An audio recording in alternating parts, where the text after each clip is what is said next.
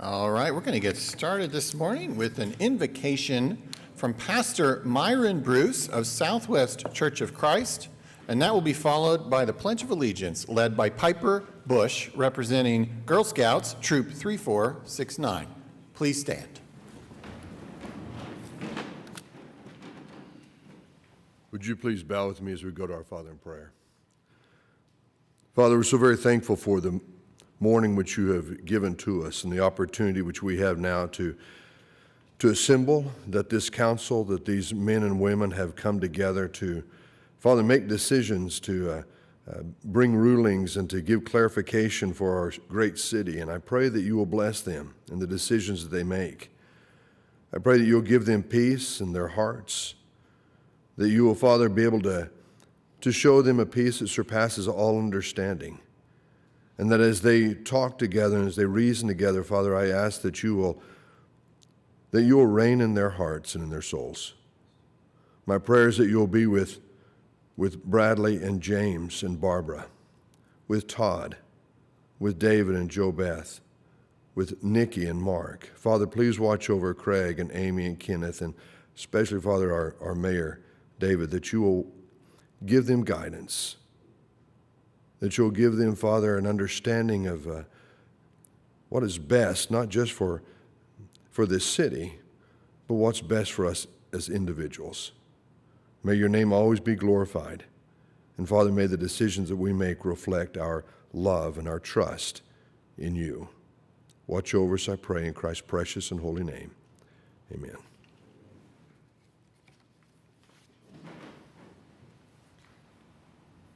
I pledge allegiance to the flag of the United States of America and to the republic for which it stands, one nation, under God, indivisible, with liberty and justice for all.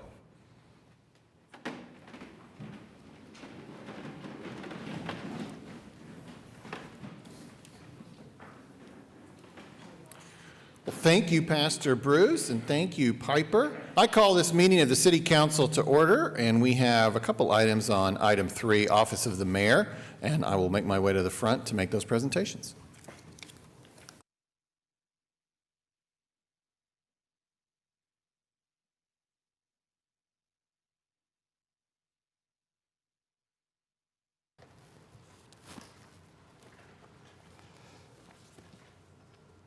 All right, why don't we start with Mark?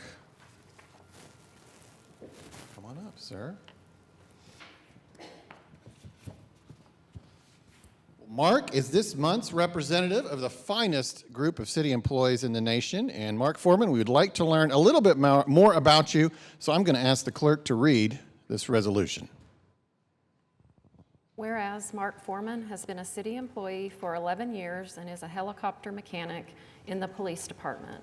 And whereas Mark Foreman is responsible for maintaining both of the air support Airbus helicopters and also assists with maintenance contracts, financial projections, and serves as the ground safety officer.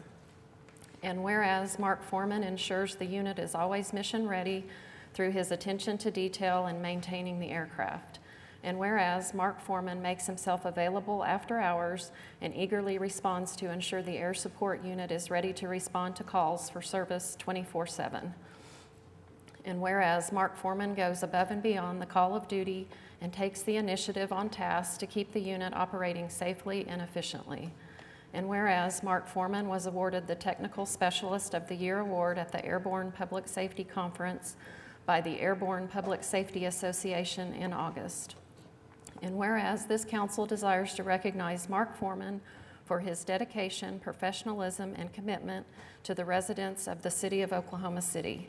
Now therefore be it resolved by the mayor and council of the city of Oklahoma City that they do hereby thank and commend Mark Foreman, November 2021 South Oklahoma City Kiwanis Club Employee of the Month.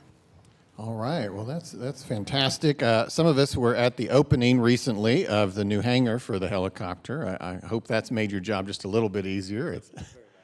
Indeed. And before we hear from you, because you told me you had a lot of things you wanted to say. I'm kidding. He told me he didn't want to speak at all, but he's going to get this microphone. We do want to pass this resolution. So let's see if we could bring up a motion in a second to that effect. We've got a motion and a second. Cast your votes.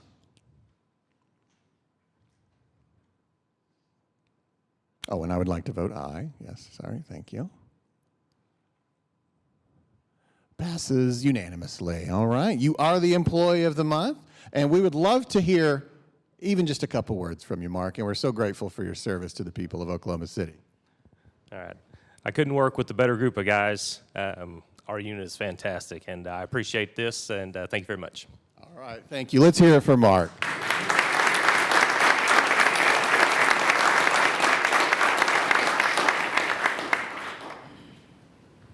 All right, Leandra made it, I presume. Come on up.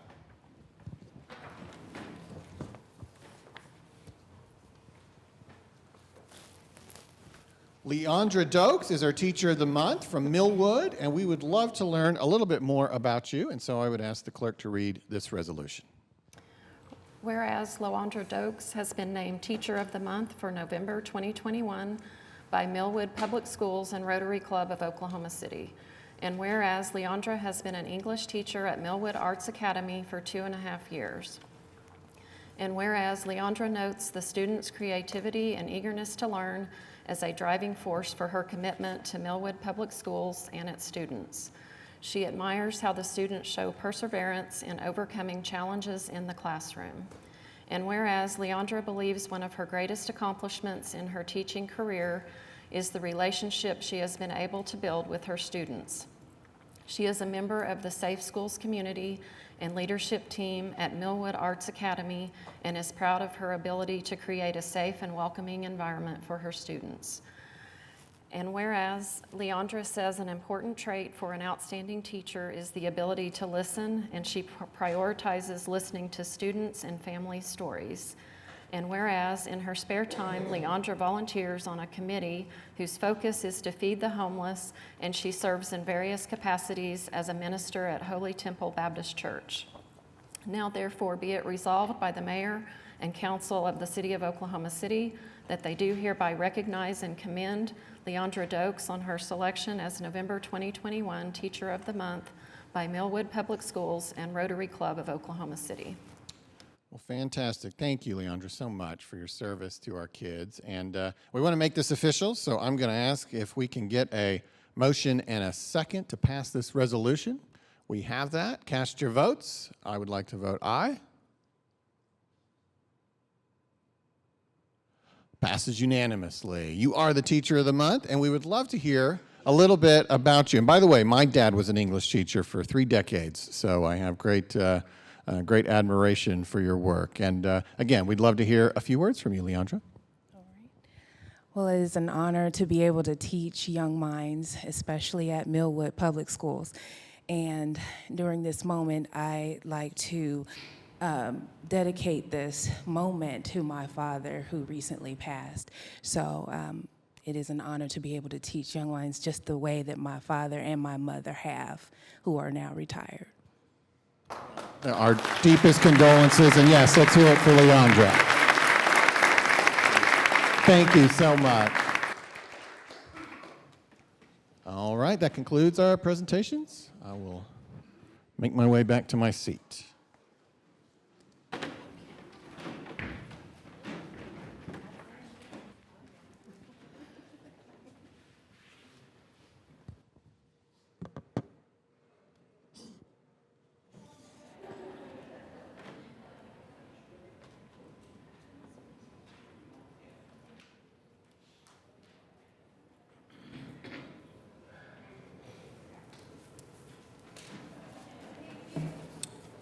Okay, we are now on item 4, items from council. Items A and B are both from the Council Legislative Committee.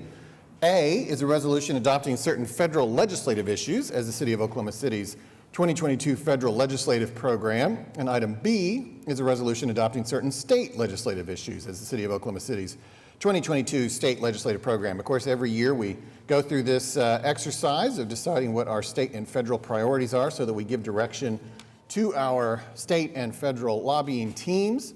The Council Legislative Committee met a couple of weeks ago and adopted this program for the council's consideration or I should say recommended this program for the council's consideration today for potential adoption. And I think we have Jane Abraham, who has managed this process for the city for a very long time.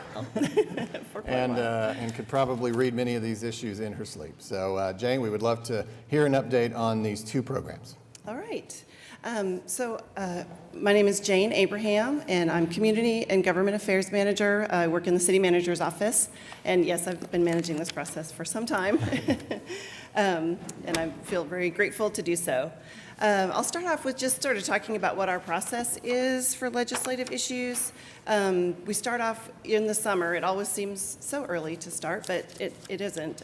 We start in the summer to ask the city manager, ask department heads, kind of what are different issues out there that need to be addressed that require legislative fix on either the state or federal level. And then those items are considered by the legislative committee that met October 28th this year. That committee makes recommendations to council, and then we work with our lobbyists to implement the program. So just a quick overview of the issues that were accomplished in 2021. We had a really pretty successful year, especially after 2020 when pretty much everything grinded to a halt because of the pandemic. We were able to advocate for changes to the Open Meeting Act to allow virtual meetings while we were in a state of emergency. We had enabling legislation for public safety districts, which we worked on for 14 years to get to that point. And then also allow public municipalities to set public safety policies for public events, which was important to us. We had cleanup provisions for property returns and destruction orders, enabling COTPA to license CDL, licensed drivers, because that's been a really significant backlog right now. And then also allow the streetcar operator to tow vehicles blocking streetcars. So anyway, I'll stop reading through that list. You can see what those are. So in terms of our priority issues for the upcoming year for 2022, these are sort of boilerplate kind of items that we keep in place to allow us to advocate for increased funding for transit, to try to maintain local control over local issues, which tends to be kind of a defensive item. There are several bills filed during the legislative session that are trying to preempt municipalities, and so we work to modify those or to maintain local control over things that we believe should be local issues. And then also to preserve our ability to address derelict property and enforce code, zoning, and design standards, and then also to try to address some problem properties that exist. And then in terms of our specific initiative items for 2022, we want to clarify the statute in Title 60 governing public trusts, which this has been a heavy lift. It doesn't sound like it should be a heavy lift, but we've been trying to do this for a few years, but we're hoping that we can make that happen this year. Then we also want to protect public records and privacy interests, to try to balance those things, and then also update the fee structure and cost recoupment for public records release. There's some contradictory language in the statute that was passed last year governing the transport of weapons, and so we want to try to clarify that and address that issue. And then also enabling legislation to redevelop blighted areas. And then the public safety district legislation has some incongruities with the way that the tax would be, or that the revenue would be collected versus how it's laid out in the legislation. So we need to clean up some of those issues. And then also to amend the EMS response statute to address service delivery, which we all know has been a real challenge during the time of the pandemic and beyond. Okay, so this is kind of a lot of talk. So in terms of our key support issues for the coming legislative session, we want to try to prevent fraud in sales tax collection with the permitting process, and that's an issue that the Municipal League has been working on for several years, and so we support that effort. Also to make changes to the Open Meeting Act to allow virtual public meetings when there's other situations that arise. Then to also update the Oklahoma Residential Landlord and Tenant Act to increase protections for renters. And then also to make changes to the Capital Medical Center Improvement and Zoning District. And then additional key support issues are to support programs that promote healthy food, such as the TSET Dollar for Dollar matching program. Also to address mental health issues for first responders through effective internal programs, and support the Regional Transit Authority as it explores different ways to find revenue for operations. And then we also have just kind of like general support issues. These also tend to be bills that will come up from year to year. So like retaining tools for economic development, making sure that we keep our election dates in place. I guess that's a monitor issue. And then also support efforts to maintain Clean Air Act attainment in Oklahoma, which is really important. And then just the monitor issues, I won't rattle through these. They're just, these are also items that we continue to watch. Our lobbyists kind of laugh that we have a lot of issues to monitor. We end up, there are typically about 2,000 bills filed every year, plus we'll have the carryover bills from last year. So we end up monitoring a lot of the legislation that's out there and looking at these various aspects to monitor and make sure that the city is not harmed with that legislation. So then moving on to our federal legislative issues.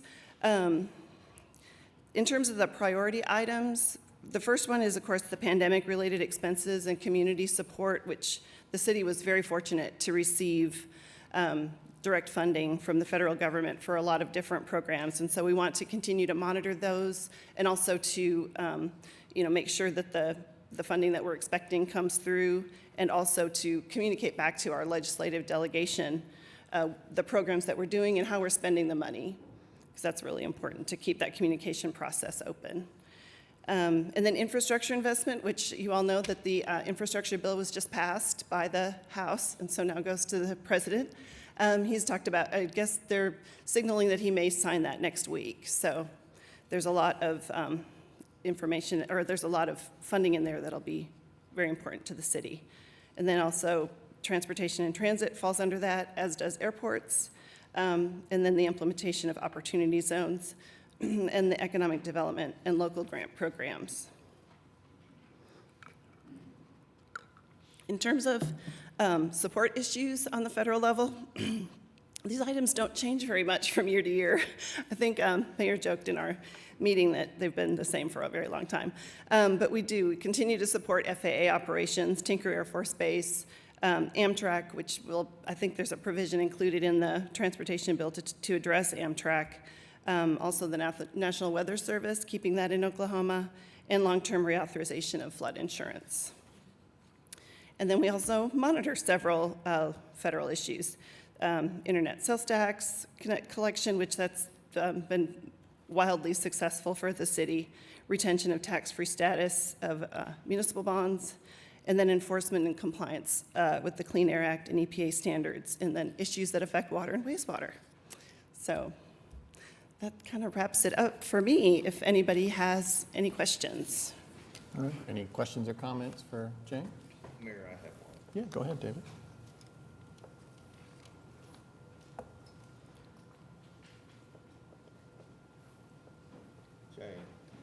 Jane, thank you for the presentation. And there may not be any additional information that you can provide. I think overall, this is a very nice, a lot of important issues to be addressed. I am concerned about that number one issue from a federal level, continued support engagement regarding the pandemic-related expenses. My understanding is we've received half of what was allotted for this year, and a year from now, approximately, another half will be paid. So these comments, unless you wanted to share something in addition to beyond your presentation, to have that especially listed as the number one priority from a federal perspective just seems perhaps unnecessary. Currently, Craig, can you tell us what our financial situation is as it relates to the cities? Our You mean generally, like Yeah. the general fund? Yeah. Our reserves are above the 20%, reserve cap, so our reserves at a higher level than they've been in the past. We have been engaging to put these programs to work and be able to put funding back out into the community, as well as dealing with some city issues, but we're in a very strong position financially right now. Right. We've even had some record revenue Oh, yes. months. Yes. We've had the highest months in the last 6 months, the highest months of sales tax that we've had in the history of the city. Personally, I don't believe this administration needs any further encouragement to spend money. And secondly, I don't think we're in a position to where we need any additional funding. If anything, I would encourage them to refocus funds to continued research into the cause and mitigation of the virus, as opposed to sending monies, especially to cities like us. We're asking for money that they don't have and we don't need, basically. So I would ask that, if possible, could we pull this one item and vote on that separately, and then all the others could be voted as a package? It'd probably be in the form of an amendment, but I do want to clarify, I don't think anybody in the committee interpreted this as to be asking for anything beyond what has already been approved and allocated to Oklahoma City. Are you taking it that way, that we're asking for another bill? Because that is not how this was intended to be. Then I would question why it's listed as the number one item. And I think really that's for us to communicate with our delegation what we're doing with the funds, what we're doing with the funding. I would say it's a priority just because, it's been I would say there's a tremendous amount of communication constantly occurring between Treasury and city management and financial officers around the country about what are the real parameters, what are the rules. Like, that's how I took this, is just to maintain those lines of keep on top of it. communication. Exactly. Not like asking for anything Yeah, beyond I think what too that at one time there was discussion about that second half of the amount that had been committed to the city from the rescue plan funding of possibly being used for other purposes. I think that's fallen by the wayside, but that was another issue, just to make sure we had the assurances that funding would come in. We talked about we're in a good position financially, but we have far more needs than what we can meet if you look at infrastructure and other needs that the rescue plan funding is allowed to be used for. So I think there's definitely other needs that we have, and we want to be sure that that funding that's been committed, that we do receive that. Yes, and I do not disagree with the fact that we've got more needs for funds than what we have resources for. But I don't think we should look to the federal government for any further financial assistance. At some point in time, I'd like for us to begin thinking in terms of being self-reliant, self-sustainable, that we can accomplish whatever we need on our own without any additional financial support. Does it bring you to a higher comfort level to hear us all say that's not what we're asking for here and that's not how that was intended? It does. It would make me feel even better if it was reworded to that effect in the resolution. What about, David, we take out continued support and engagement regarding and just insert the word monitor? That'd be fine. Continued monitoring, Yeah. or engagement's fine, right? It's the Yeah. support that bothers you, I think. Yeah, I just want to voice my personal opinion that I don't think we as a city need any additional funding as it relates to COVID. Now, can we always use more money? Yes. I'll make a request to all the citizens out there. If you've got any extra money, send it our way, and we'll find uses for it. But it's almost as if we're cutting and pasting from a year ago, and I would like for us to be a little bit I think it's not that big a deal. Okay. But Should we amend but it if you to- would like to move to amend, are you saying maybe say continued engagement regarding pandemic-related expenses and fiscal support for the community? That's just basically, I think that's what we intended to say, was that we're just going to continue to stay in touch with Treasury and all related agencies as it pertains to the expenditures of the funds already received or allocated, obviously. Maybe we could also include the word clarification as to uses of those funds. That may not be necessary. And I'm supportive of that, trying to clarify and getting better direction as to what can those funds be used for. But I certainly don't want to give any impression that we're asking for more money. Nor was that intended. I'm sorry. Yes, James. Thank you, Mayor. Since we're adding voices to the conversation, I just think, we have, and I want to make sure anyone who's watching and is new to this conversation knows, previously on City Council, we have received updates on this funding repeatedly. Assistant City Manager Kenny Soodle has stood there where Jane stands today. Assistant City Manager Aubrey McDermott had stood there. We have received in-depth updates on CARES Act funding, CARES Act 2 funding, ARPA funding, and as we just heard our city manager say, our city has needs, and by city, we mean the city of OKC as an entity, as well as our people.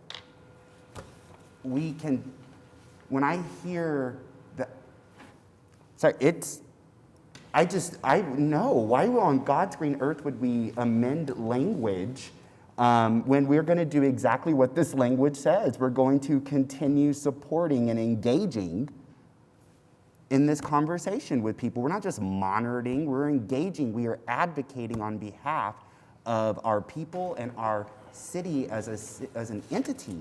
I just think this is silly season, and I just see no reason. I mean, I'm kind of, this is disappointing. So no, we shouldn't amend this. I think we shouldn't make too big of a deal of it. That's right, we shouldn't. He thinks that it reads like we want another bill. It doesn't. It did. That is definitely, you were there at the committee, right, James? You I agreed. was That's there. not the intention of the agenda to ask for another bill. That's not what we're Correct, asking Mayor. for. However, you're reading it that way, David. You feel the word support in conjunction with fiscal support later in the same sentence leaves that impression. That's not the impression we want to leave. I don't have a problem amending it by cutting I think just continued engagement and just move on. I can support that. It's not a big deal. Yeah. I don't think it doesn't change our policy whatsoever. It's a wordsmithing thing. So if you want to make that motion. Yes, I'd like to make that motion. Okay. Continued engagement, cutting the word support. Again, this is not a policy change. All right, we have a motion and a second. Cast your votes.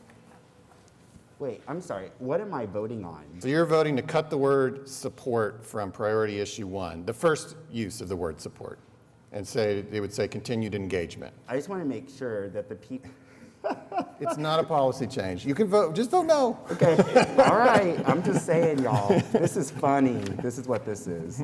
All right, how are we doing? All right, passes 5-3, issue is amended. All right, any other wordsmithing we need to do? Okay. Any other questions, comments for Jane on the state or federal agenda? Okay. I have a couple Go ahead. questions and concerns pertaining to the state legislative issues. We're going through right now our Human Rights Task Force, and the issue has been raised numerous times from the task force that we add items pertaining to state legislative issues in order for us to be able to even have power for our Human Rights Commission once it is established. So these are things to prepare for this commission to be able to do the things that they need to do. And I don't see any of these 5 legislative priorities on our state legislative priorities. So I'm quite curious, at least if nothing, we didn't add enhanced remedies, penalties for discrimination and hate crimes, or the fact that we, number 1, asked for its subpoena power pertaining to the Human Rights Commission Task Force, and this was unanimous from our task force. And Councilman, if I'm wrong, please correct me. These were the things that we talked about, and Councilwoman, please let me know, especially from our co-chairs, because again, we understand the keys that need to be and tools that need to be in place in order for this commission to go forward.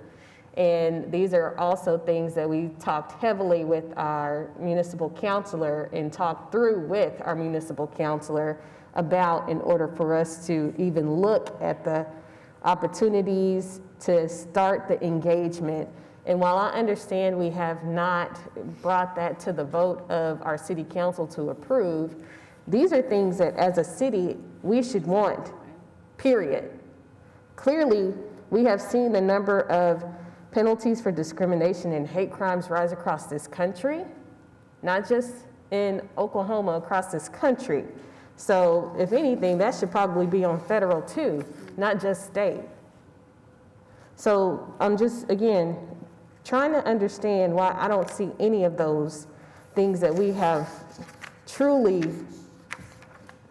I'm gonna say the word, fought hard to get, because we understand and know what we have to look at in order for this commission to be successful when it is considered by the city council. And if we just did this just to have something in place to say we did it, fine. I think that needs to be said to the people that we wasted our time for a year. Otherwise, I think these are things that need to be added, one or two need to be added to our state legislative priorities.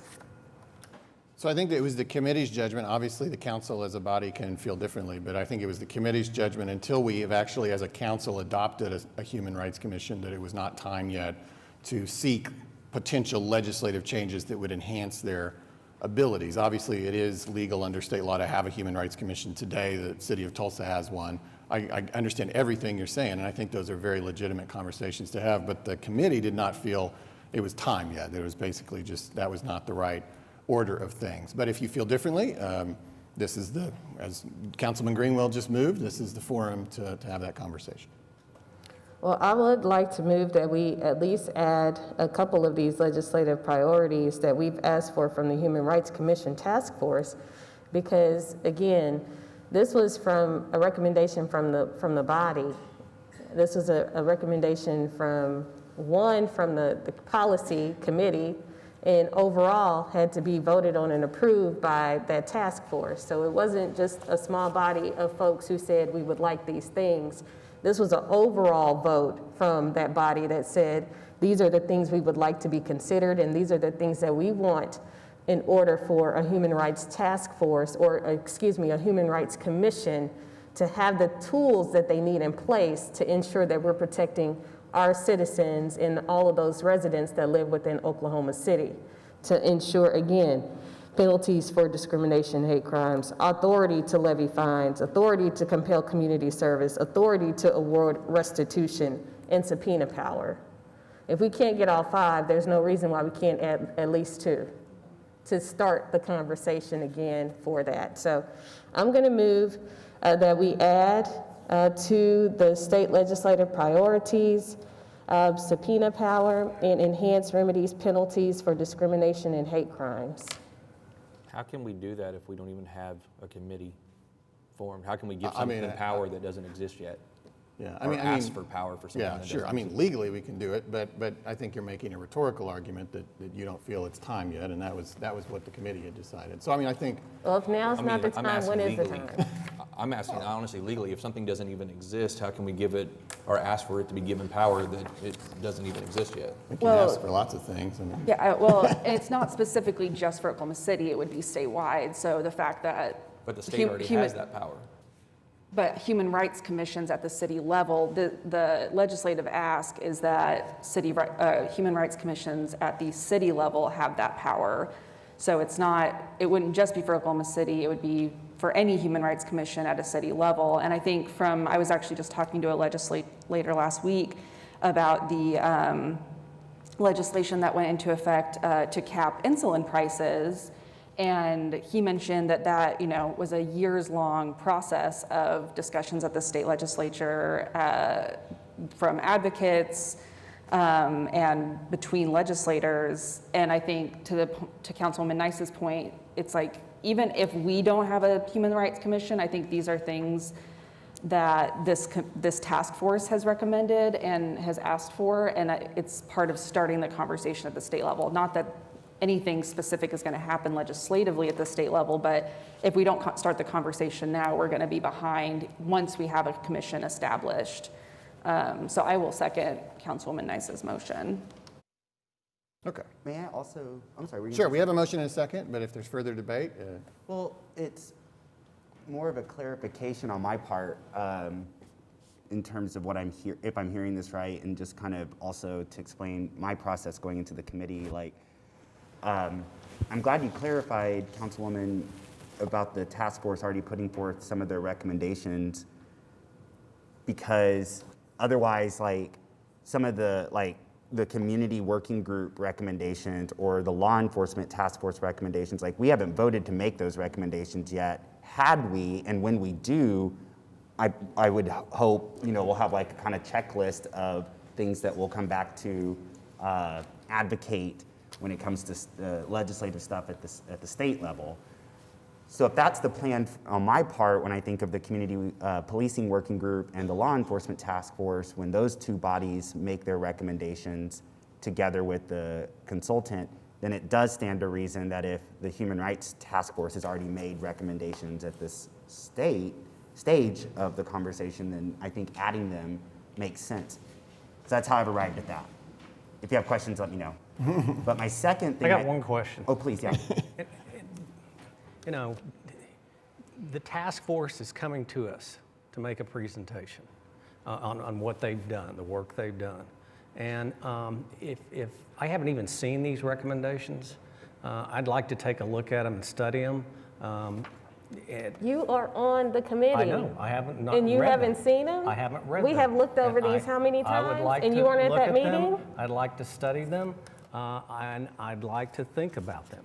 I'm against all That's the forms. unfortunate I'm part, against because all— we have Are you we gonna have let me members. talk, or are you going to interrupt me? It's Let me unfortunate that we finish. have members Please who let me are finish. wanting to be part of these committees and these task force and don't show up when it's time to make these types of decisions. That's the unfortunate part of even where we are right now pertaining to this, because you could have been the biggest advocate had you read your email and read it and then made the decision when we had the meeting for this legislative committee. I have spent hours and hours looking at this, working on this. But the things that you're proposing is not in front of us. It wasn't in our agenda packet.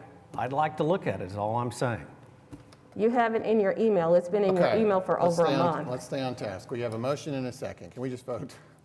Mayor, I said, oh, sorry. Okay, go ahead. may I make a comment, Sure. please? One, this is trying to provide direction for our lobbyists. We don't even know the details of what we're proposing to provide to the lobbyists, so I don't think it's appropriate at this time to include this.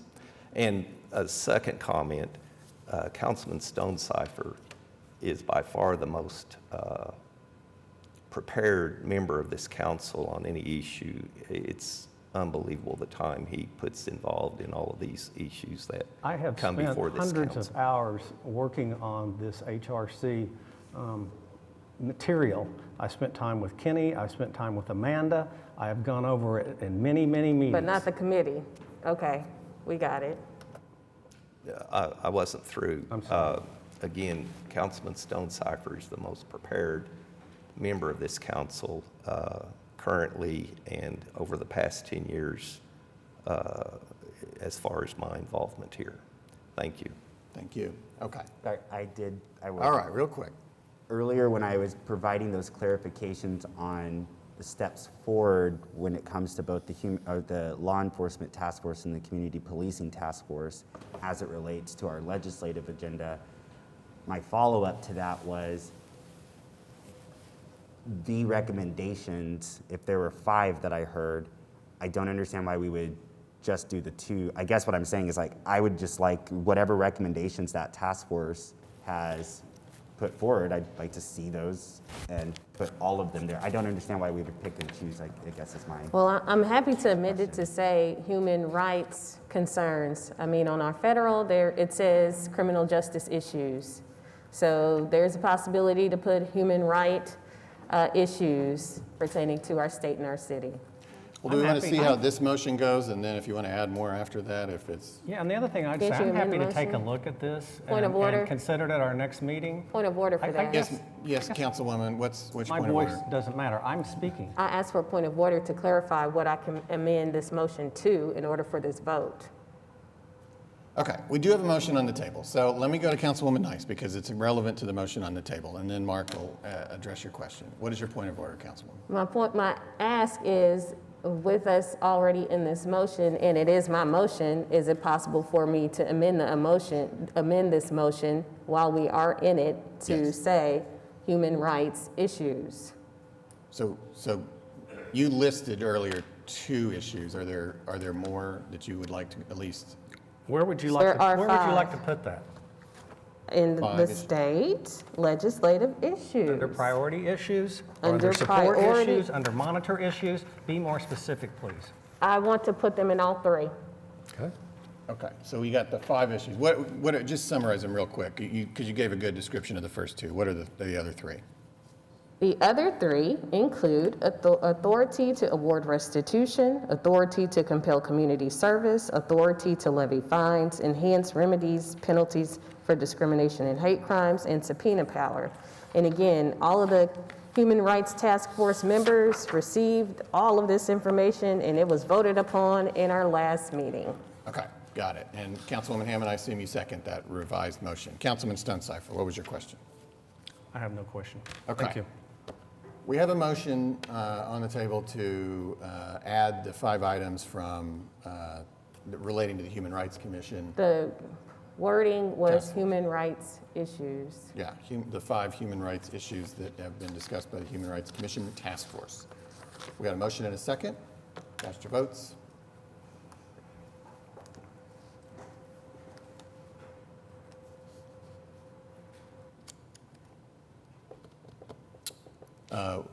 What was? I can't vote. It won't come up. You're also listed as the second, which I'm pretty sure you're not, but on this motion. I think the second should be Councilwoman Hammond. There we go. Okay. Did you vote, Councilman Stonecipher? How do you wish to vote? Okay. All right, fails 3-5. All right, we are back on item 4A as amended and 4B as it was originally introduced. Any other questions, comments? All right, what does the council wish to do with item 4A, the amended federal legislative agenda? Got a motion and a second? So this is with the language that Councilman Greenwell This was with the amended it to one-word earlier. cut, yes, yes. So voting against this makes it seem like we're voting against our legislative agenda. Correct. Again, I just want to clarify to word 2. I support our legislative agenda, which is why I'm going to vote for this. Because I know what we're advocating for your needs. That's just what I'm going to say about that. And thanks for the opportunity to do so. All right, I've got a motion and a second for item 4A. Cast your votes. Passes unanimously. All right, item 4B. This is the resolution adopting the state legislative agenda. We could take a motion on this. Got a motion and a second. Cast your votes. Passes 7-1. All right, now we're on item 4, and thank you so much, Jane, and everybody on the team. We're item 4C and 4D, which seem potentially related to each other, so I'm kind of grouping them that way, but that's up to the authors. Item 4C is a resolution establishing a redistricting committee to review redistricting maps. This was deferred from October 26th. And then item 4D is a resolution requiring the council to add at least 2 additional wards. The authors of both resolutions are Hammond, Cooper, and Nice, and I will let you all take it from here.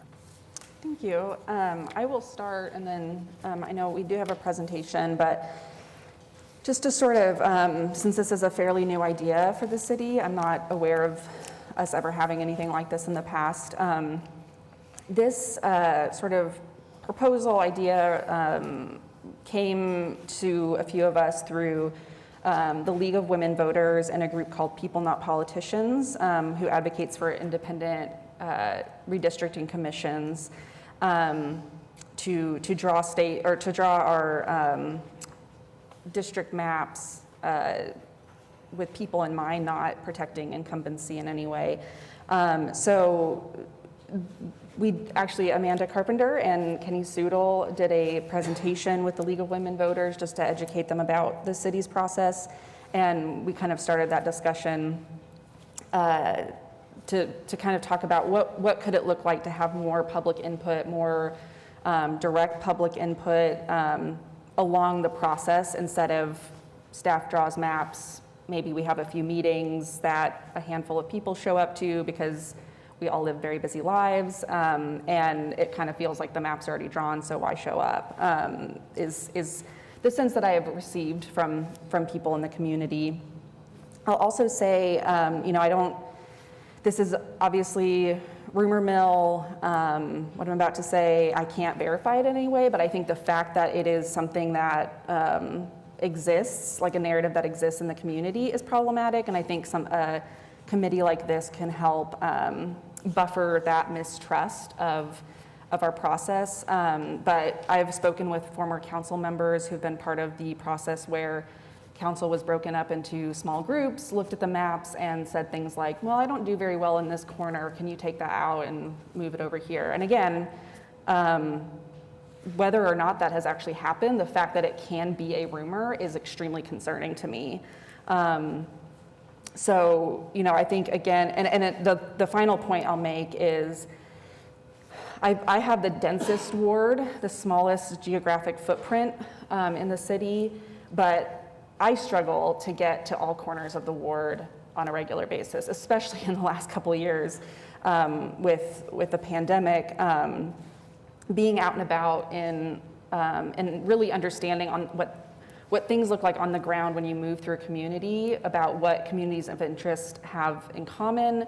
I only have a very slim knowledge of that, and I will say that, I think our staff are incredibly competent and thoughtful, but they also don't have that experience.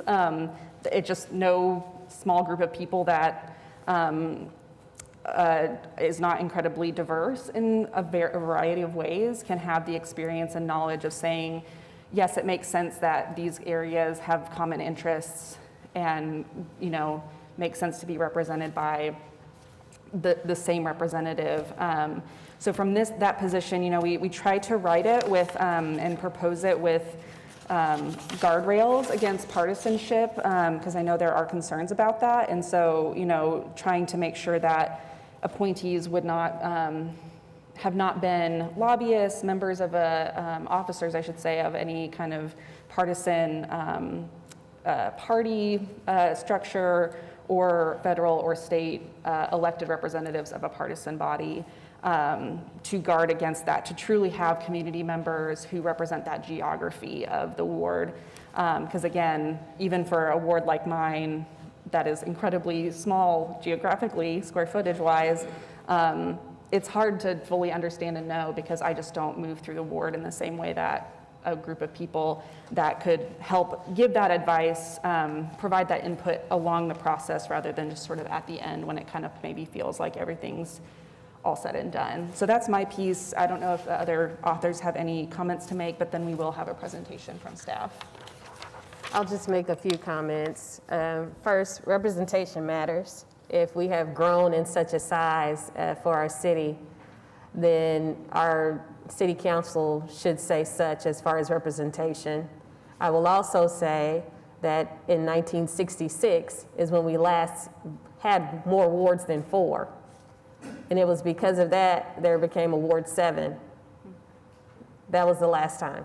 So I think this process, it's time. If we're truly going to be this one OKC we keep claiming we want to be and strive to be, it takes these types of bold initiative and steps to ensure that we are not falling into the same footprint that our federal legislators are doing.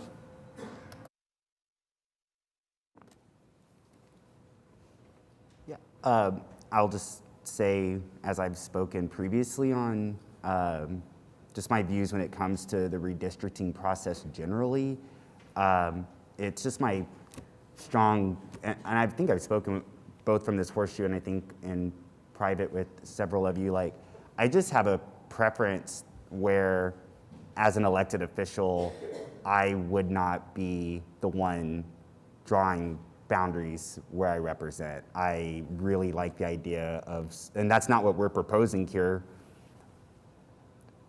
I just want it stated that that's where I come from. I just really like the idea of something independent, adding to the fact that we are a nonpartisan body. That's why I love representing on city councils, is that nonpartisanship and the possibility therein. So since that's not the reality facing us, I do then like the idea of representatives across Ward 2 from all its different corners being able to add their voice in this way that the resolution is creating.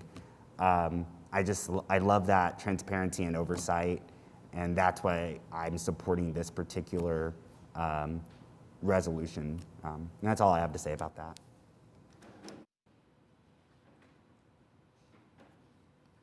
Hi, Amanda Carpenter, Deputy Municipal Counselor.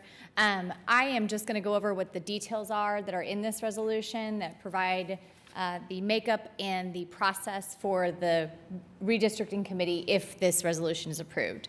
So the duties and process, this subcommittee or this committee would be required to review the maps that are provided by city staff using the criteria that was previously approved in the resolution previously provided and moved by Councilman Stonecipher.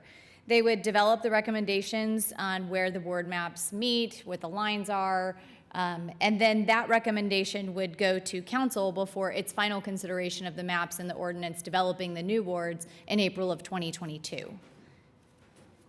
The committee members would be appointed by the mayor after input from council members. Currently, the resolution states that there would be 4 representatives from each of the 8 current wards. The chosen representatives would represent the geography of that ward, meaning the different areas, the different neighborhoods.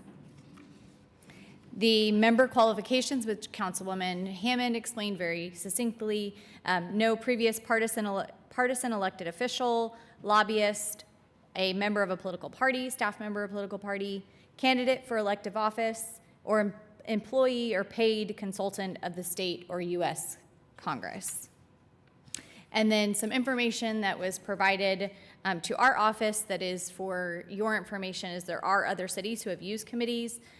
San Jose, California, Bloomington, Indiana, Kansas City, Missouri. Some of these are required by charter. Some are selected and the legislative body of those groups have chosen to use committees. They are varying sizes of cities. I'm available to answer any questions that you might have about that resolution.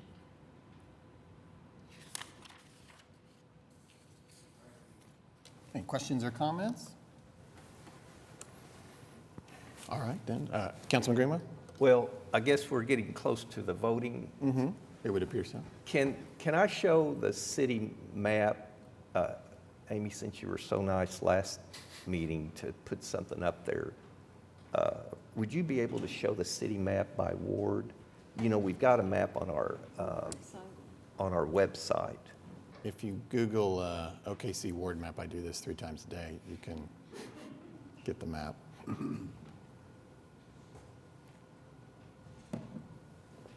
Just return it.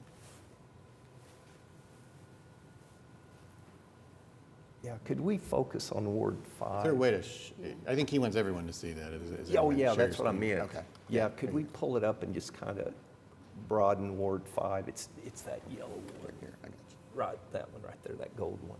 There you go.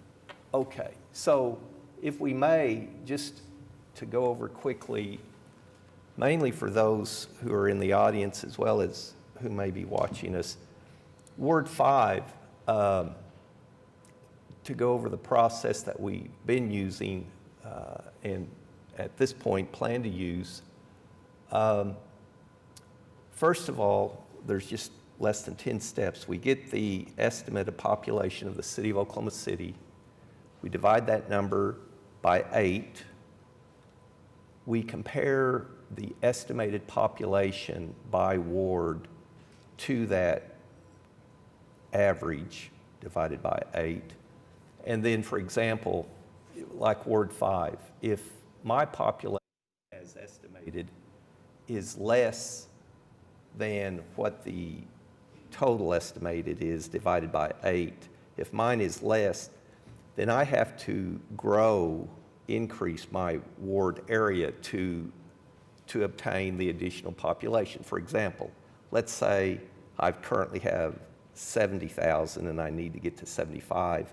I've got to increase my area to gain that 75. Now, you'll see that the southern section of Ward 5 is the city's southern boundary. We connect to the city of Norman. The east boundary, for the most part, I pick up a little bit in terms of a shared boundary with Ward 4, but for the most part, it's the city of Moore, so I have no way of working in those two areas. On the west side is Interstate 44, which serves as a nice,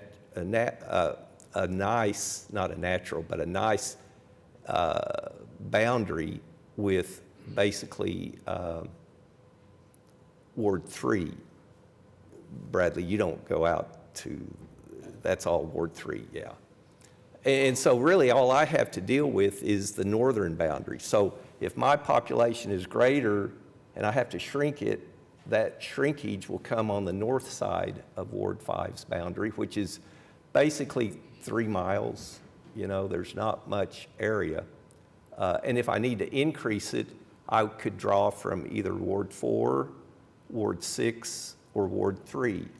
And we just adjust those boundaries to adjust the estimated population within the boundary. It's a very simple process, less than 6 steps. And for Ward 5, it takes very little time. The maps that we have to work with, when you change the boundaries, change the total population. I mean, I don't know how they do that. It's computerized. But they can pretty well tell you where you can go to achieve the additional population if you need additional population, or help you identify which areas you could shrink to give up population. It's a very easy process. And then once you've got to that point, then it's just a matter of discussing with the adjoining council members which areas would they like to give up or take. And again, it's a very simple process. There's no hidden agenda on this.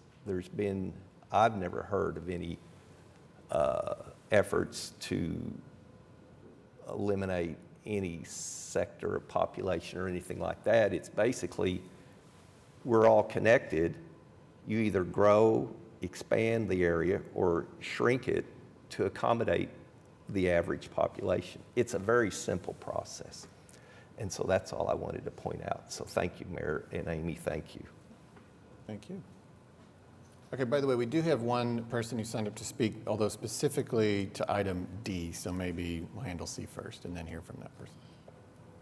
Any other comments or questions? Yeah, the one thing I want to say is I've had the benefit of talking to several people, including Mayor Norick, Jim Couch, Debbie Martin, and others. I've had the benefit of serving on the Charter Ad Hoc Committee, 2 of them, that look at this issue. And the one thing that's become crystal clear in my conversations is that this is a system that's been in place since back to 1990.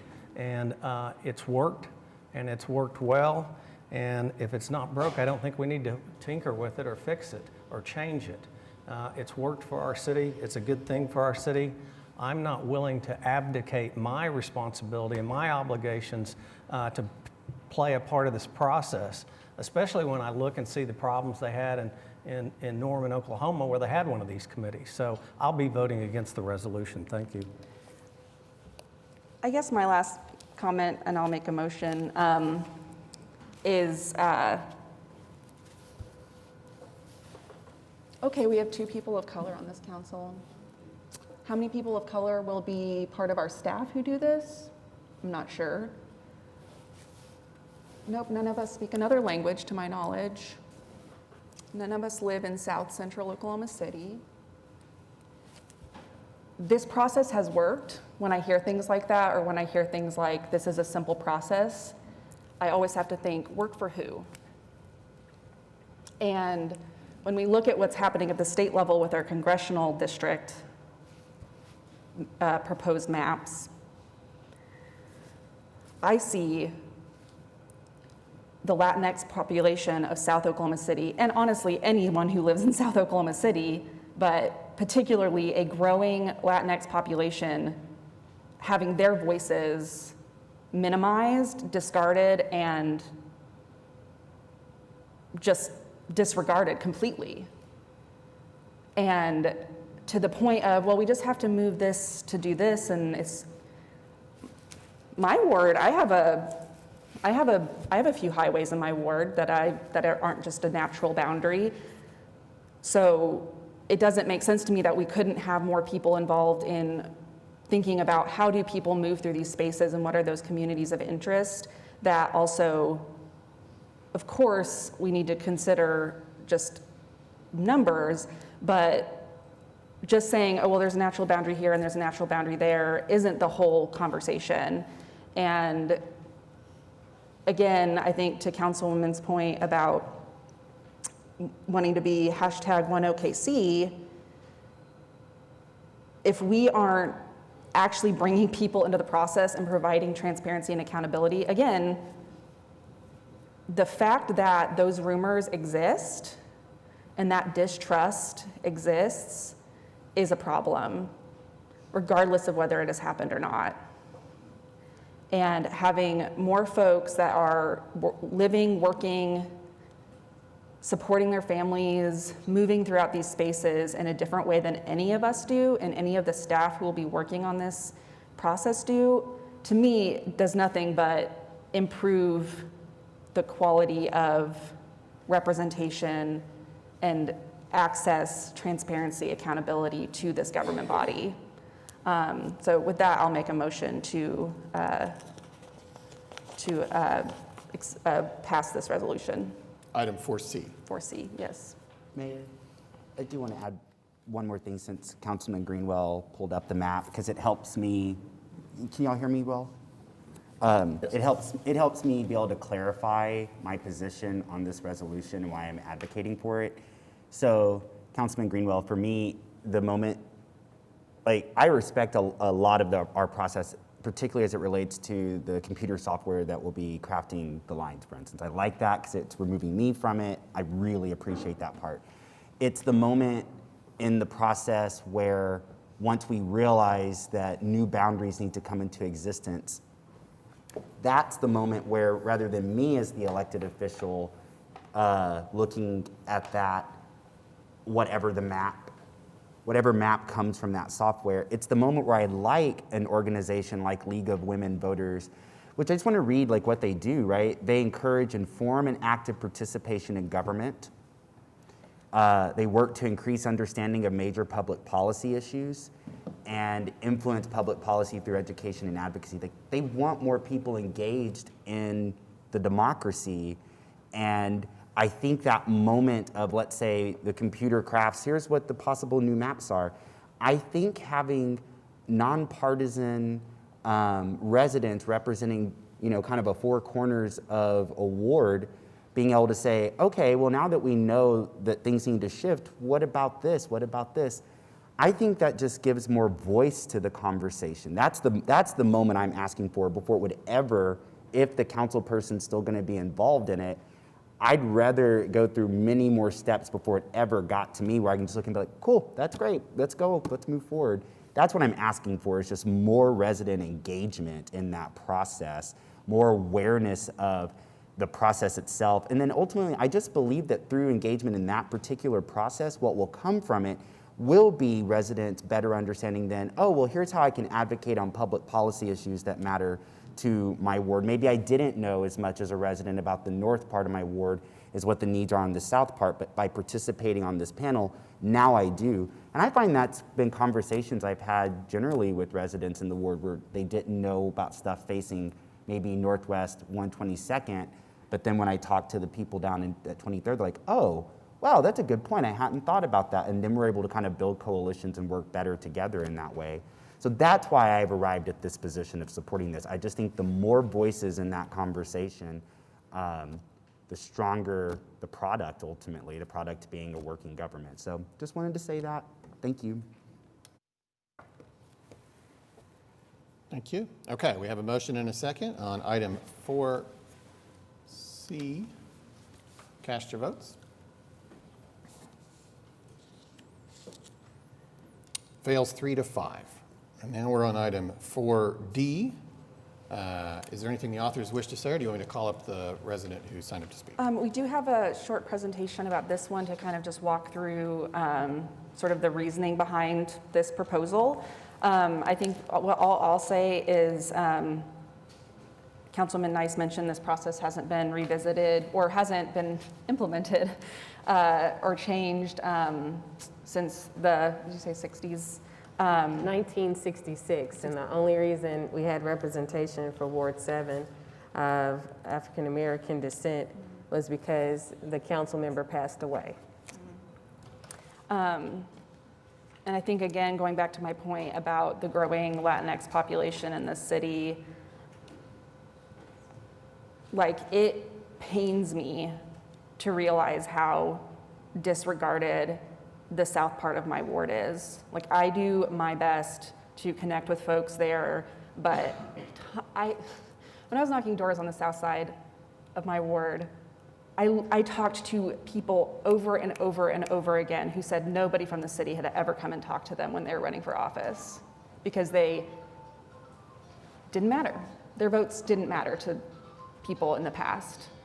And recognizing that this city has grown, this has been a conversation since I was born and probably before that. The city has grown so much since that first conversation that we were able to find in 1990. I think it's time for us to recognize that we are a growing city and we need better and closer representation and more representative representation for the residents of this city to have more active participants in our governing of the direction of the city. So if the other authors have nothing to say right now, I'll ask Jane to for this presentation. Great. Hello, Jane Abraham, Community and Government Affairs Manager. And so one of the different responsibilities that I have is to work on the redistricting process, and I've done that over the last, just the last cycle in 2011 was my first cycle that I got to work on the redistricting process.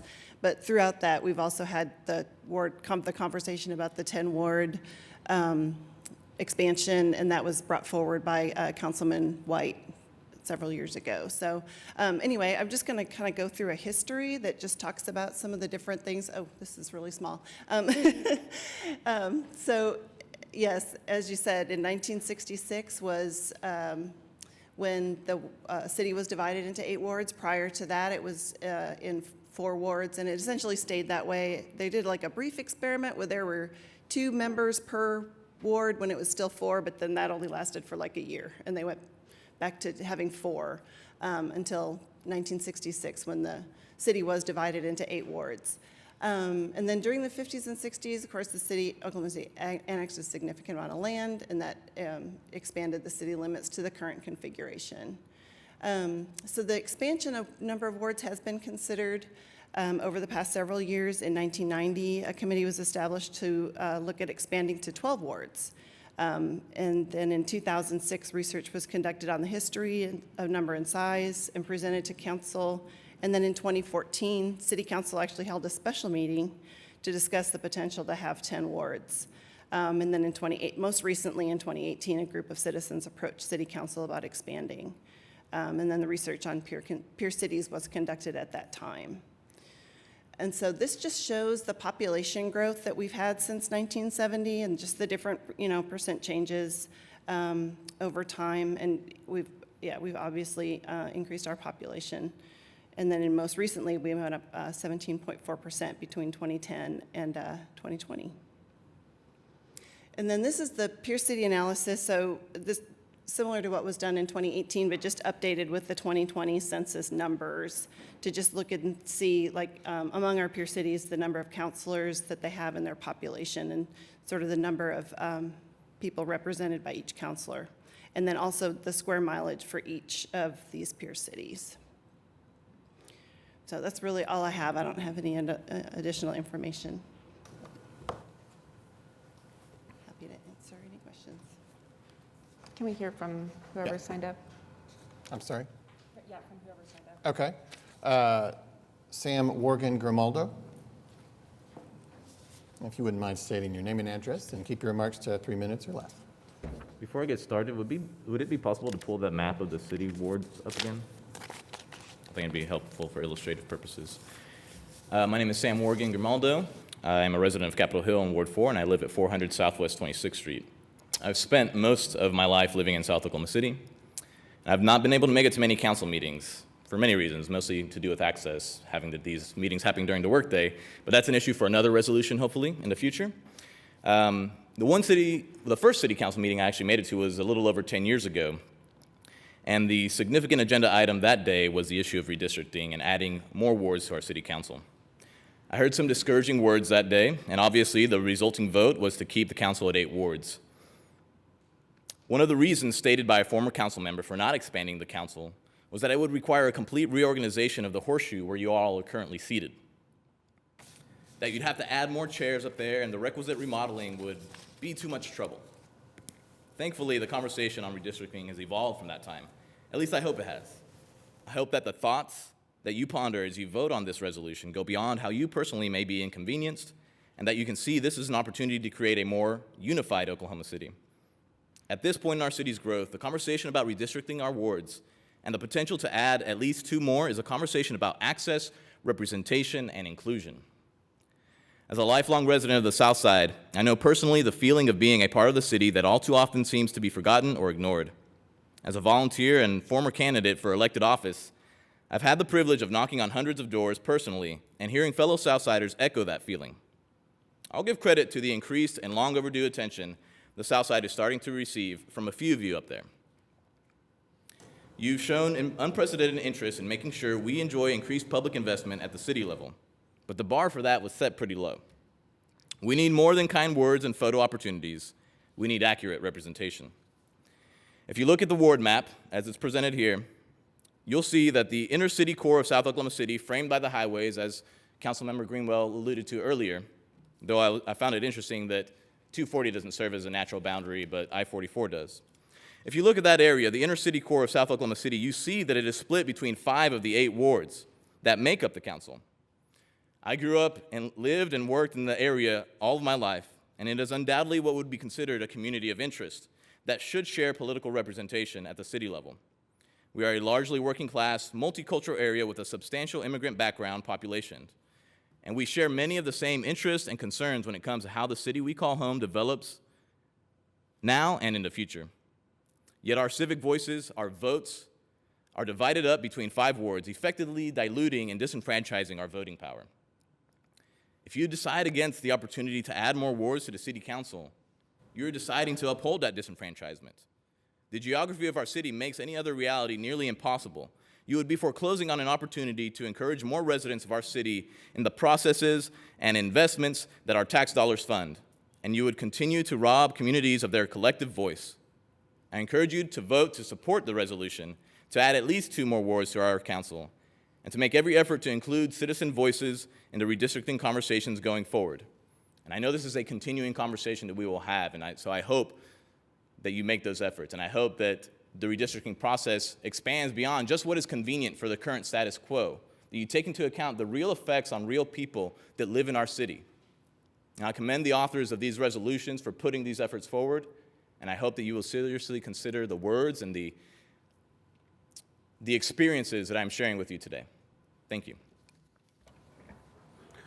Mayor, if I might quickly just say, Sam, I appreciate your words on that. And as far as the heart of South Oklahoma City being divvied up between 5 wards, I totally agree with you. Now, I won't support the resolution because it's a requirement, and it's a requirement that I haven't even seen yet what the growth in the different wards looks like. But you can believe that I will champion that opportunity. And I still want to see what it looks like with 2 additional wards, but I don't believe in making it a requirement yet when I've yet to see a map or the numbers or anything else. So, but I appreciate you coming down and talking. Totally agree with you on that. Thanks. Okay, any other comments or questions? And if not, we can proceed. I would just say somewhat similar to what Councilman Stone just said. Like, I'm not sure it is 2. Like, you know what I mean? Like, we haven't seen. Could be 4. Yeah, it really could be 4. I don't know. And that's, again, where I'm really looking forward to seeing what this kind of computer software helps us understand about what's possible. I just know that we need more wards because the people need more representation. I just know it, and I feel like 2 is a good starting place for that conversation. I do take you seriously, Todd, when you say that this is something worth revisiting when we have a better look at those numbers, though. So I just want to say that. And I would also just point out to people who are watching this that a state House of Representative member represents a dramatically smaller amount of population than we do on city council. And this position is a part-time position. And I think, and pays $12,000 a year. So like, I literally, as I've said previously, left my job as a middle school teacher the year of the teacher walkout, where we finally got I think it was like a $6,000 raise. But I dropped back, I mean, I'm making like $31,000, which is cobbling together a council job with my other love, teaching at the 2 adjunct jobs that I do at UCO and OCU. The position itself, serving on city council, it's a difficult one in terms of just even access to the position itself. Like, you'd either have to have been someone like me who can pull together the different jobs to make that income work and not really care about, materialism, because I just don't, or you'd have to be independently wealthy. Like, that's the truth of serving in this sort of role. Or at least upper middle class, like, you would have to. And that's been the history of it. So I just think that we need to really think about how we can better represent our people. That's why I was so excited when I went out there and knocked all the doors that I did. So I got to talk to as many people as I did. Got to hear as many of their voices as I did. I can't wait to do it again. But I just think that we need more words to kind of add to that representation possibilities. And I do think it would be an interesting thing to see this role become a full-time job. I would love to be, I mean, I kind of in a lot of ways am with the work I do. I would love for that to be a possibility. I think that would be great. I think there would be more access for the people in that sort of way. So just putting that out there. And I'll add to that conversation of what he just said as far as us having our state legislators who serve so many pieces or smaller pieces of our footprint. And specifically, I speak to Ward 7 because of our cities, and we have heard it all the time. We heard it last week, how many major cities fit into Oklahoma City as a city. My footprint of 130 square miles, you can fit Atlanta, Georgia, you can fit Detroit, Michigan, and you can fit Las Vegas, Nevada in Ward 7. And I have 7 senators and 9 representatives that all represent a piece of Ward 7. So those are a lot of people I have to talk to depending on what those issues are. While I don't mind doing that, I can't speak to all of the issues that happen in rural parts of our ward because I don't live in the rural part of the ward. I can speak to them all day long and advocate on their behalf, but that's what I say when I say representation matters. I don't mean by color, I mean by footprint, by situations, by circumstances, by social status, by everything that encompasses the people that represent our city. We do not have that representation on this council. And it would be nice to have it and for us to be inclusive in that effort instead of saying, oh, we did that in 1966. What else changed since 1966? Quite a few different things. So I think we can do better by our city in that process. Okay. Just a quick comment. Yeah.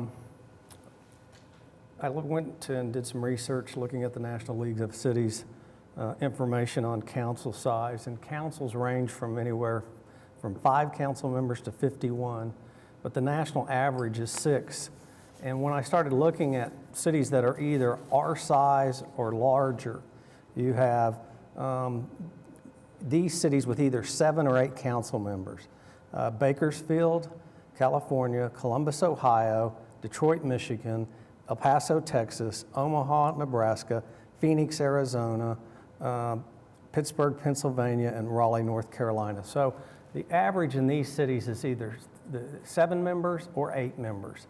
And I think the important thing is, in my visits with Mayor Norick, he said that while he was on the council and that while he was mayor, they looked at this issue several times, and an expansion would not be good for a multitude of reasons, and therefore I'm not going to support this. Thank you. And I also want to make mention, as we talk about National League of Cities, we have to also remember they don't encompass just cities of our size. They encompass towns and different counties that have smaller footprints. So yeah, your average is not going to look the same when you're looking at the average size of our city, and being a part of a couple of those meetings that we've been to in DC, and also going to the events that have been held across the nation, and understanding how small a lot of those other areas are that have smaller representation, yeah, it's going to look quite different. Well, I have lots more to say, but I just will make a motion to approve. All right, we've got a motion on item 4D. And is there a second? There is. Cast your votes as soon as you have that opportunity.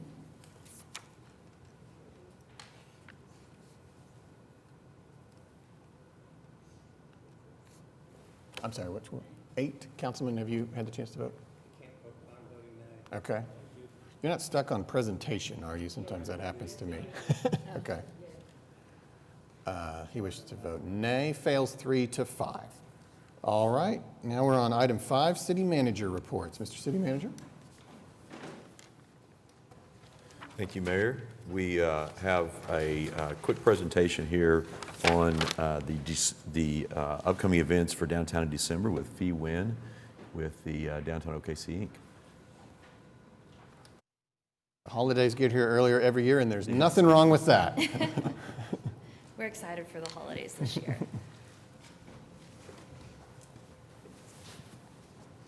Thank you. Good morning. Thank you, Mayor, City Manager, and Council for having us here today. My name is Fee Win, and I'm the Director of Finance at Downtown Oklahoma City Partnership. I'm joined here today with my colleague, Holly Hoyler, who's the Events and Development Manager at DOKC. Today, we have the privilege of sharing with you this upcoming season, the 20th anniversary of Downtown in December. Downtown in December began in 2001 with just a handful of events and has grown and evolved over the years, very much like our city has. We are thrilled this year to celebrate the 20th anniversary of Downtown in December presented by Devon, and we look forward to it being bigger and brighter than ever. This series is produced by our organization, Downtown Oklahoma City Partnership, with generous support from Devon Energy and the Downtown Oklahoma City Business Improvement District. As well, we also have sponsorships from corporate partners. Downtown in December is presented by Devon and is a collection of over 30 holiday events and attractions taking place in and around downtown.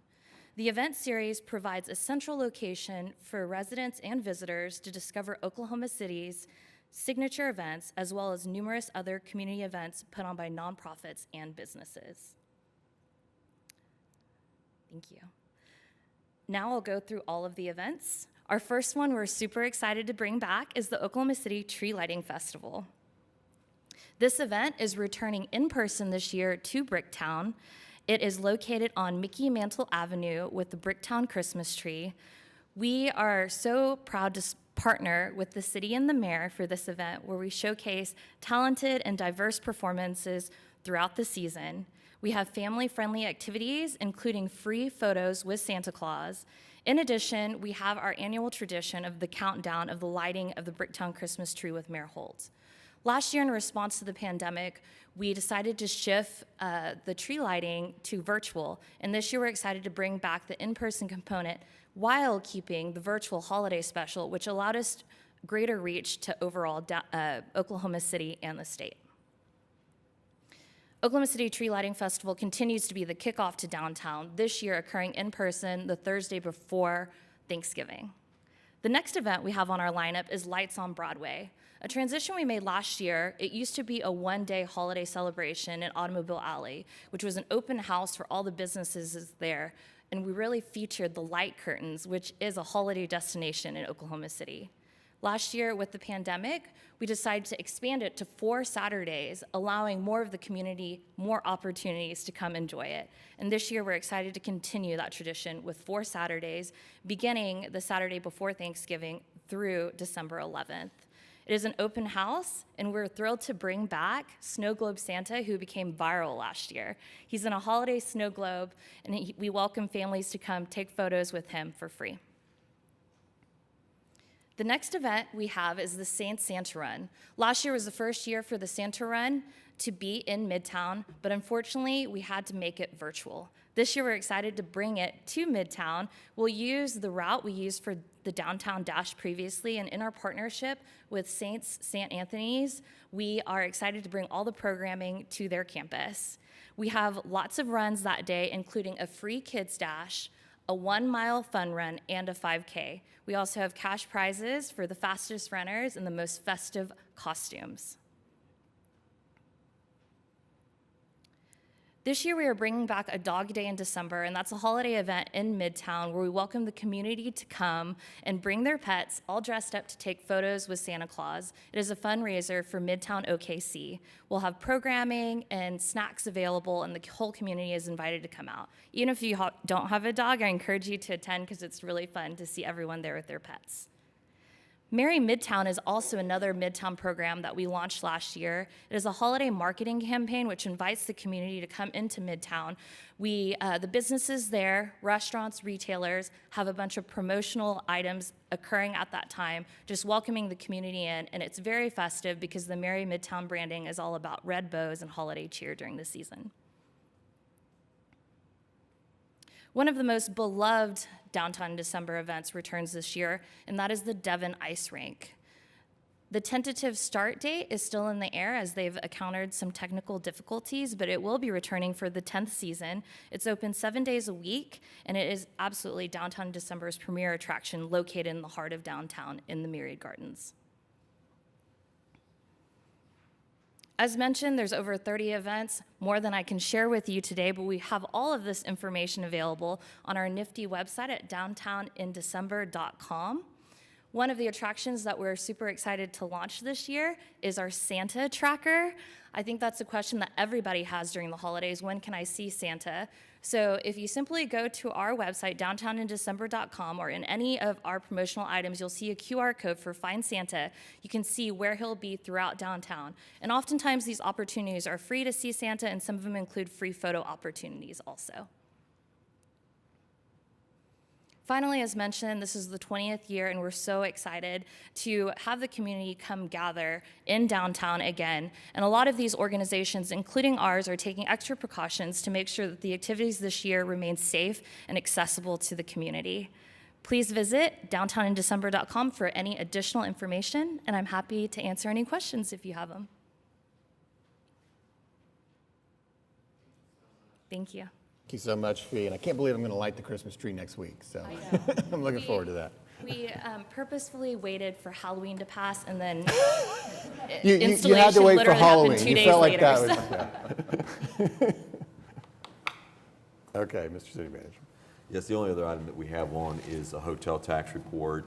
Hotel tax has been very strong. We're at about 68% growth. When you look back to last fiscal year at this time, we're still about 7% above that, so really looking strong with hotel taxes. So like how would you compare, you know, we always like to go back to 19 and just throw 20 out. So I hear you say That's where we're about 7% over. 7% above this same period before the pandemic. That's right. That's pretty amazing. Okay. Okay. Anything else? And that's all I have.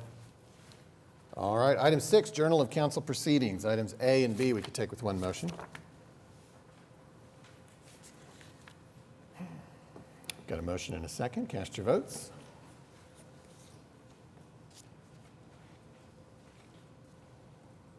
Passes unanimously.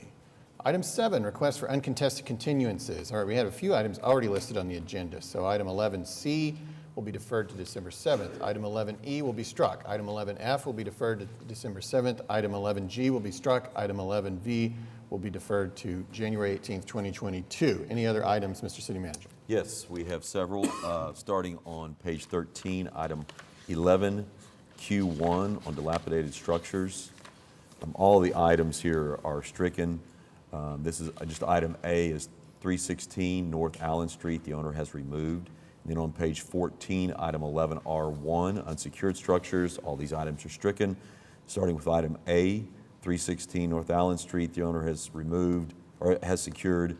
Item B, 1032 Southwest Binkley Street. The owner has secured. Item E, 2401 North Classen Boulevard. The owner has secured. Item G, 1110 Linwood Boulevard. The owner is secured. Item L, 3521 Northwest 11th Street. The owner is secured. Item P, 301 Northwest 25th Street. The owner is secured. And item U, 930 Southwest 29th Street. The owner is secured. And then item V, 2632 Southwest 30th Street. The owner is secured. Item Z, 6200 Southeast 46th Street. The owner is secured. And item AD, 7801 Northwest 94th Street. The owner is secured. On page 15, item 11S1, abandoned buildings. All of these items are stricken from the agenda. Item A, 1032 Southwest Brinkley Street. The owner is secured. Item C, 2401 North Classen Boulevard. The owner is secured. Item E, 1110 Linwood Boulevard. The owner is secured. Item J, 3521 Northwest 11th Street. The owner is secured. Item N, 301 Northwest 25th Street. The owner is secured. Item P, 930 Southwest 29th Street. The owner is secured. Item Q, 2632 Southwest 30th Street. The owner is secured. And item Y, 7801 Northwest 94th Street. The owner is secured. That's all the items that I have. All right, thank you. Without objection, that will be the order. All right, number 8, revocable permits and events. Item A is a resolution designating the following dates as free fishing days in Oklahoma City. And I'll just reference the dates listed on the agenda. No one has signed up to speak. And it's in every single ward, so we'll just take a motion. Got a motion and a second. Cast your votes. Passes unanimously. Item 8B, revocable permit with the Riversport Foundation for the Holiday River Parade, December 4th. We do have someone who's signed up to speak, Megan Duffy.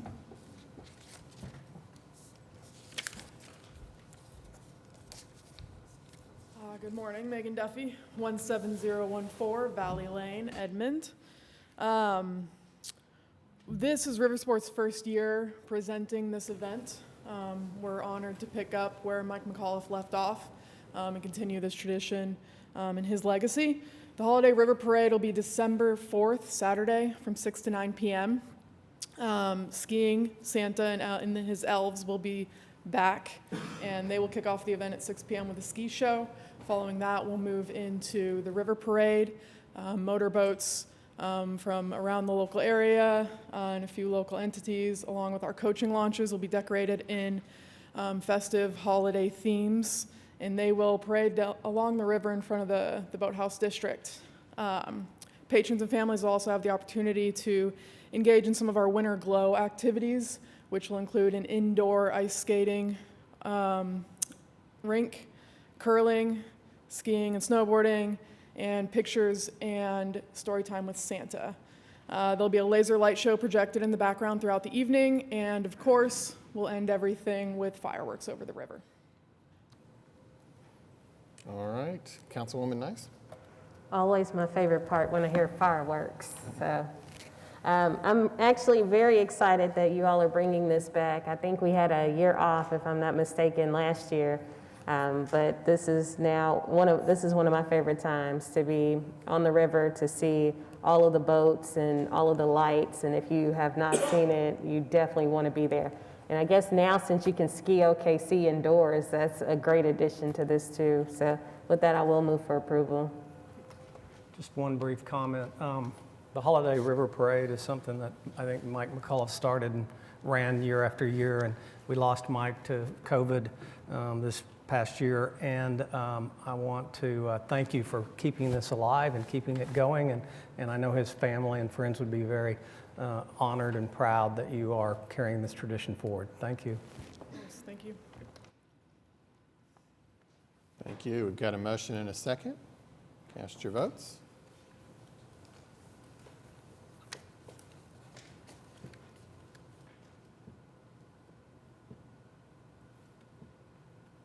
Passes unanimously. Okay, now we're going to recess the council meeting and convene as the Oklahoma City Municipal Facilities Authority, where we have items A through E. We can take with one motion.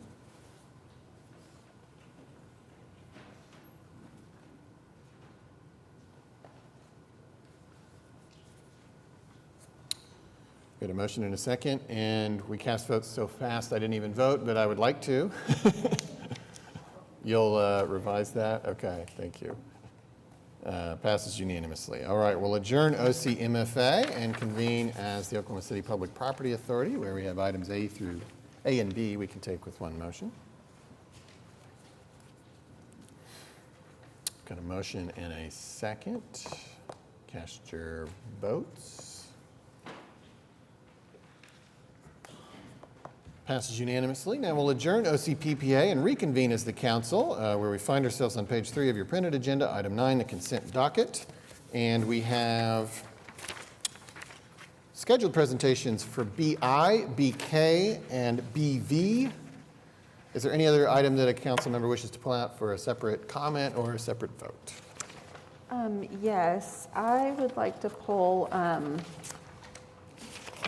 or I need to pull AF for a separate vote and recuse myself because my primary source of employment is part of that grant. And then I just wanted to see if staff could maybe speak to items Y through AE, just to get some more information about those.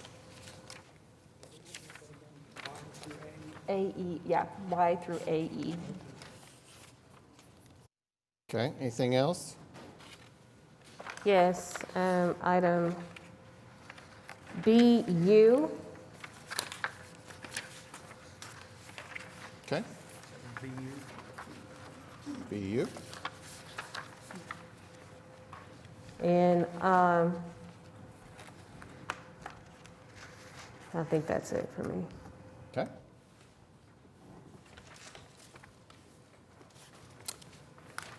Got some? Nope. Okay. All right. Why don't we do the separate vote first, just to handle that. And so that's item 9AF. There's no presentation on it, but if someone would like to make a motion, we can handle that vote. Got a motion and a second. Cast your votes.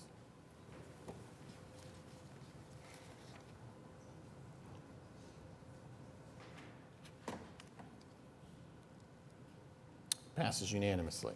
Okay. Now back on the consent docket. We'll take them in order. Councilwoman Nice wanted to hear about Y through AE. That was actually Councilwoman Oh, I'm sorry. Hammond. Yes, I'm sorry. Yes, Councilwoman Hammond, who is back, would like to hear about items Y through AE. Department to speak on item Y. This is a routine grant application to Acog for congestion mitigation air quality money. The project is on Linwood from Chartel to Indiana, and I believe there'll be the money will be spent for bike lanes and all of the bike infrastructure aspects of the project. Thank you. Yeah, I'm excited. The staff had asked for a letter support, I suppose, to Acog, and just excited to see that working to have our funds go farther, hopefully, and in partnering with some air quality improvement grants. So appreciate it. Okay, and that covered, that brief comment covered all those items? That was just Y. Oh. So now through Z through AE, Eric and Jeff can speak to this. Okay, got it. Thank you, Councilor Eric Winger, Public Works Director for Oklahoma City. So the next 6 items, which is Z through AE, are all part of our Acog grant application process. And so this is that one time every other year that we get the opportunity to look at projects. Public Works and Planning work very closely together. We have there's a scoring system, and so these are the top scoring projects that we're recommending that each of them is actually a project as a part of another program. So as we go through each of these, you'll find that they're either funded from the 2017 bond program, or you'll find that they're funded from the Better Street, Safer City sales tax program. I think each of the projects you probably have some information on, but each of the projects are also ones that we're hoping to increase the scope of work to do more. So if awarded with this grant, and we won't know until February of 2022 whether we're going to be awarded, that'll be the time where we can make the decision on the individual projects if we can enhance the scope, or if we'll build it with just the funds that are currently available with Oklahoma City. Jeff has also got specifics that we can answer any other questions you have about the items. Again, they're very joint projects between the two departments. No, I just appreciate that. I had some folks reach out and just ask if we could highlight those, and I think it's a really great example of that opportunity, again, to partner with other funds from other levels of government and hopefully make our funds go further across the city. So it's exciting to see that, and look forward to hearing the results in a few months. So appreciate it. And that's really a good point, that staff does work very hard together to try to identify projects, whether it's working with another community or projects that we have that can be funded that have these potential to be able to access those funds from Acog. Thank you. Thank you. Okay, we have a scheduled presentation at BI. This is the joint resolution with the Oklahoma City Economic Development Trust allocating $400,000 to U.S. Auto Force. Yes, James Finland is here with us this morning with U.S. Auto Force. This project was actually, the resolution has already been approved by the Economic Development Trust, and now it's coming before the council for a $400,000 allocation of gold funds for this project to bring some jobs to Oklahoma City. James. Mayor Holt, members of the council, thank you for having me here today. I'd also like to thank city officials and staff as well. My name is James Finland. I'm the Director of Planning and Strategic Growth Management for U.S. Auto Force, a division of U.S. Venture. U.S. Venture is one of the largest privately held businesses in the state of Wisconsin, been in operation for over 70 years. Our vision there is that we will be the very best provider of transportation products and insight moving the world forward. But today we're here to talk about U.S. Auto Force to build a potential distribution center here in the Oklahoma City market and the Strategic Investment Program. A little bit about our history. Founded in 1951 by the Schmidt brothers. We were founded as Schmidt Brothers Oil. U.S. Auto Force was founded later in the 1950s as Schmidt Tire and Exhaust and officially became U.S. Auto Force in the late 2000s. In 2018, major milestone for us is that we acquired Tires Warehouse, expanding our footprint to the west. And just recently, in early October of this year, we acquired TreadMax, which expanded our footprint to the southeast United States. Our family of brands span 7 different divisions at U.S. Venture, from U.S. Oil to Breakthrough Fuels. Our success, though, is shaped by our differentiating values of caring relationships, entrepreneurial spirit, high performance, and strategic foresight. Our true success, though, is really our people. We live for the pursuit of bold ideas, making a positive impact and achieving our full potential. I truly mean it when I say that U.S. Venture aims to, our work inspires us to change the world. U.S. Auto Force, our tires division, aim is to be the very best distributor of tires, parts, and lubricants in the North American aftermarket. We offer a unique combination of extensive inventories of all leading brands, something our competitors cannot say, with strategically placed distribution centers across the United States, value-added marketing programs, and technical training to drive sales for our customers. Here you see an overview of our market. Right now we occupy 32 different states with 50 distribution centers across the United States, highlighted by our most recent acquisition in the southeast.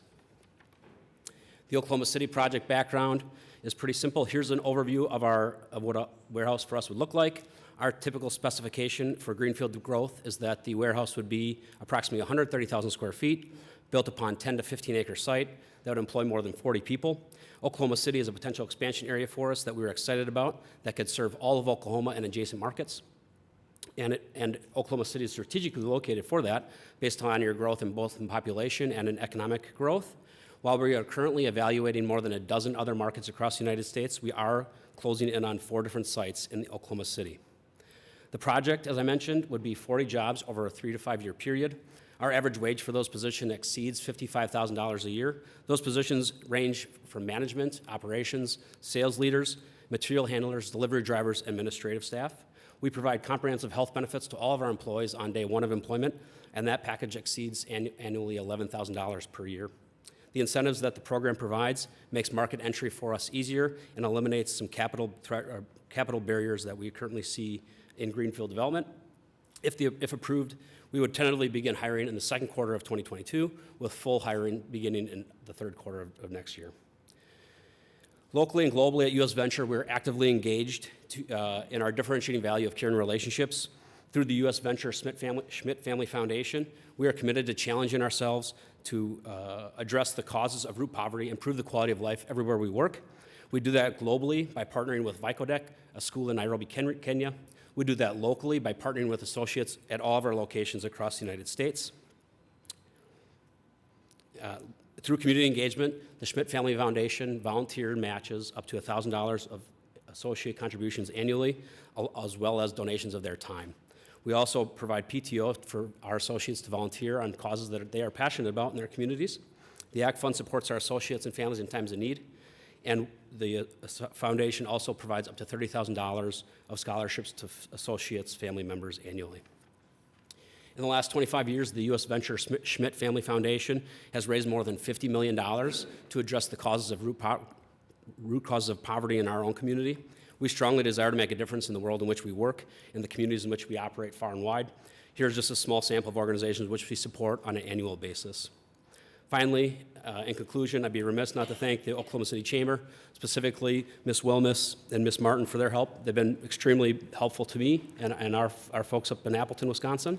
I'd also like to thank Ms. McSpadden from the city. She's been very, very helpful as well. In conclusion, if approved, we would look forward to standing up an operation or a distribution center in Oklahoma City next year. Thank you. If you have any questions, I'd be happy to take them at this time. Thank you for deciding on Oklahoma City. Thank you. Yes, indeed. We appreciate it. Any other questions or? I have a couple questions. Yeah. As pertaining to your company, are you felon friendly?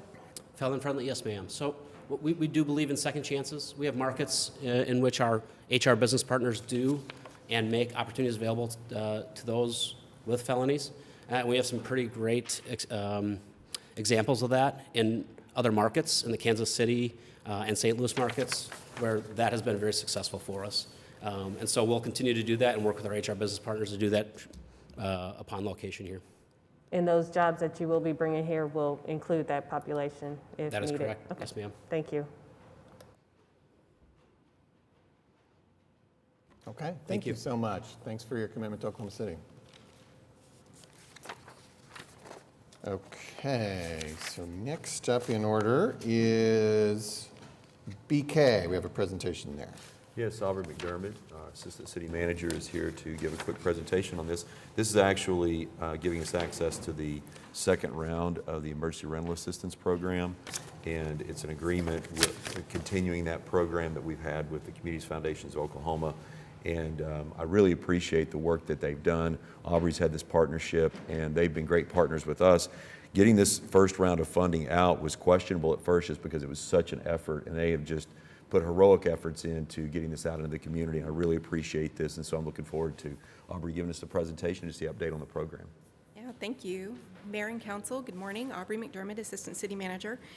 So as you know, the city has received several different buckets of funds to help with the resident support function related to COVID assistance. And you'll remember when we first had the CARES Act approved, the city received the Coronavirus Relief Fund, about a portion of those funds dedicated to a resident support program.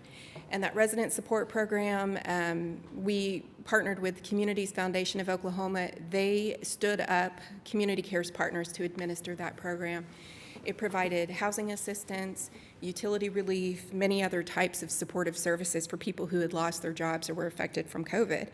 So since that program wrapped up, on the closeout of that program, the federal government started a new program that was specific to emergency rental assistance. So this narrowed the scope a little bit from our original resident support program to only residential renters in Oklahoma City. And it also narrowed the group of people that could be eligible for that, low to moderate income renters in Oklahoma City. And it was also narrowed to rental and utility assistance with very little flexibility until later days in this process for other types of housing stability services. But that program is the Emergency Rental Assistance Program. We're calling it ERA 1 because now there's an ERA 2. So the ERA 1 program allocated $19.6 million, 99% of which has already been spent from Community Cares Partners. They've done a phenomenal job. Community Cares Partners, when they were set up, really with this focus of our resident support program, ended up becoming an entity that other cities and even the state and different counties have worked with to get the CARES dollars out into the community. So the state, many other municipalities besides Oklahoma City got this emergency rental assistance, and the Community Cares Partners group is able to administer a lot of that to the different entities. So wherever you are in the state or the county or the city, in different cities, you can call this one entity and figure out where you qualify and who to go to. So they've been phenomenal in getting those dollars out the door, as Mr. Freeman said. So the scope of this program is a little bit narrower, but with the ERA 2 source of funds, which now actually comes out of ARPA, it's a little bit broader. So we have a little bit different rules. Eligibility requirements are still basically the same. You have to be low to moderate income, but you can also spend the money on other types of housing stability services. So the city received an initial tranche of funds for the ERA 2 program, $6.2 million. If we spend a certain percent of that by a certain time frame, we qualify for the second tranche of funds, which would be $9.3 million. So this contract before you today extends the ability for Communities Foundation of Oklahoma through Community Cares Partners to continue to administer the emergency rental assistance with this first tranche of funds. They definitely have a backlog of applications, even though they've spent 99% of that first ERA 1 allocation. There's a backlog, and so there's a demonstrated need in the community. They do believe that they'll be able to spend that 6.2 or the amount that the federal government's going to require for them to spend to qualify for the second tranche of funds. So we structured the contract to be able to come back and add that once we qualify for the second tranche. So hopefully you'll be seeing us again with a modification to the contract. The contract's going to be effective through December 31st of 2025. And I just wanted to see if you have any questions about that, but we also invited Jenny Bass-Carl here today so that she could give you an update on the ERA program itself and help you answer any questions about functionality, need, anything else, just to give you an update. So both Jenny and I are here to answer questions. If you have any specific to the contract, I'm happy to answer those now, and then I'll turn it over to Jenny. Okay, Ms. Jenny Bass-Carl, thank you. Thank you, Aubrey. Jenny Bass-Carl, the Executive Director of Community Cares Partners.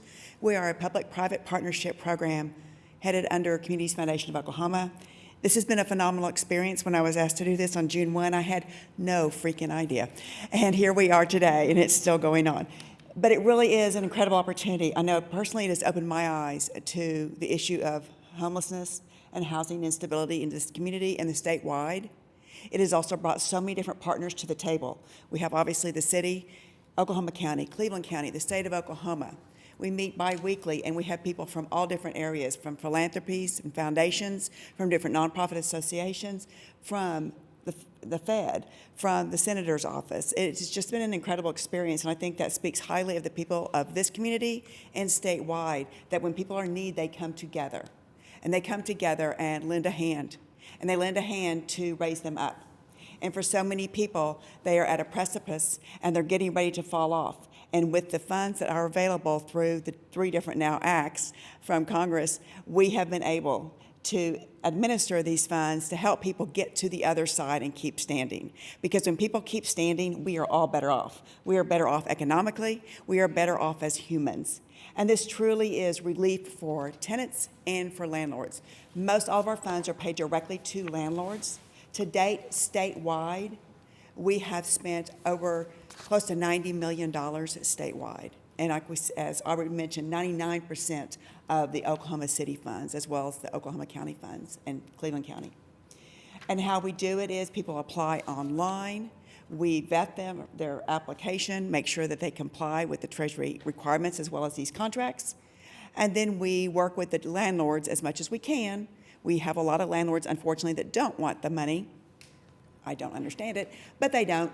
And so in that case, we do direct tenant pay, all according to the Treasury guidelines. These are unique funds because they are Treasury funds as opposed to a lot of assistance in the past that comes from other agencies.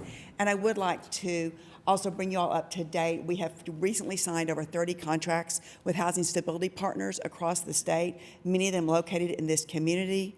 And they will be able to add that extra layer of wraparound services. We are a check writing institution.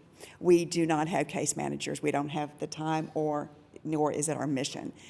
But these partners have, we were able to allocate 10% of each of the funds that we represent. So we have given about $20 million from Legal Aid, Heartline 211, Homeless Alliance, Pivot, Positive Tomorrows, YWCA, Palomar, Diversion Hub, so many amazing institutions that are there to help people and bring us together and make us better. And if you have any other questions about the organization or the work that we do, or the over 20,000 families that we have already helped, and we do have a backlog of about 25,000 right now in the pipeline, that the need is, it's there, it's real. And the thing is, when you are living paycheck to paycheck and you miss one paycheck, it doesn't just take a month, it takes a year or two to catch back up because everything is behind, the debt grows. And when we're able to get people up and put this money into our economy, we all benefit. So I really, really appreciate your all's overwhelming support and your continued belief in this program. And thank you very much. And if you have any questions, I'm happy to answer. Thanks. You said they could apply online. Where do they go? OKCCP.org. We just ramped up a new platform application. It's used by over 80 jurisdictions across the country. And we feel like it's a little bit easier platform. So we are constantly working on improvement. We really should be called community change partners because we change a lot in order to keep up and make it better. But it's OKCCP.org. What is the process for a community? Clearly, there's a need for folks to be housed with you as far as employment. So what is that process like? And then I'll have a follow-up question to that. Well, I'm sorry, what the process for applying? As far as the community members who may seek employment, because I knew you all were hiring because you need positions filled. And I've been having some calls and different questions asked from folks pertaining to my community who have said they have not been able to receive employment or gain employment. And I'm just curious what those barriers may be and what we can do to ensure that we have diversity and ensure there's diversity in that part of what we're doing in this work. Sure. So Community Cares Partners, because we were set up really as a temporary program, because at first we thought this was a 6-month deal, again, and we are all independent contractors. CFO has employees, but we are all independent contractors who work just on this one project. And we have right now about 135 or 140 independent contractors with CCP. The great majority are full-time. There are a few part-time contractors still available. And how we get our independent contractors is word of mouth, always, for everything. Isn't that always the best way to get somebody? But so someone comes along and they go, well, I've got to know someone. And we've been able to staff up that way. We've also had turnover. It's not easy work. It's really hard hearing these stories day in, day out. And you have to be computer literate to do this. So we have lost some people, without a doubt, and we keep adding. We also advertise on Indeed, and we have a policy, I kind of joke, but it's not really, like our dress code. I don't care. I don't care what you wear, what you look like, anything. Just cover from here to here, and I'm good. Do the work, be honest, be passionate, and work your tail off, because it's hard work. And we have a very, very diverse group of contractors.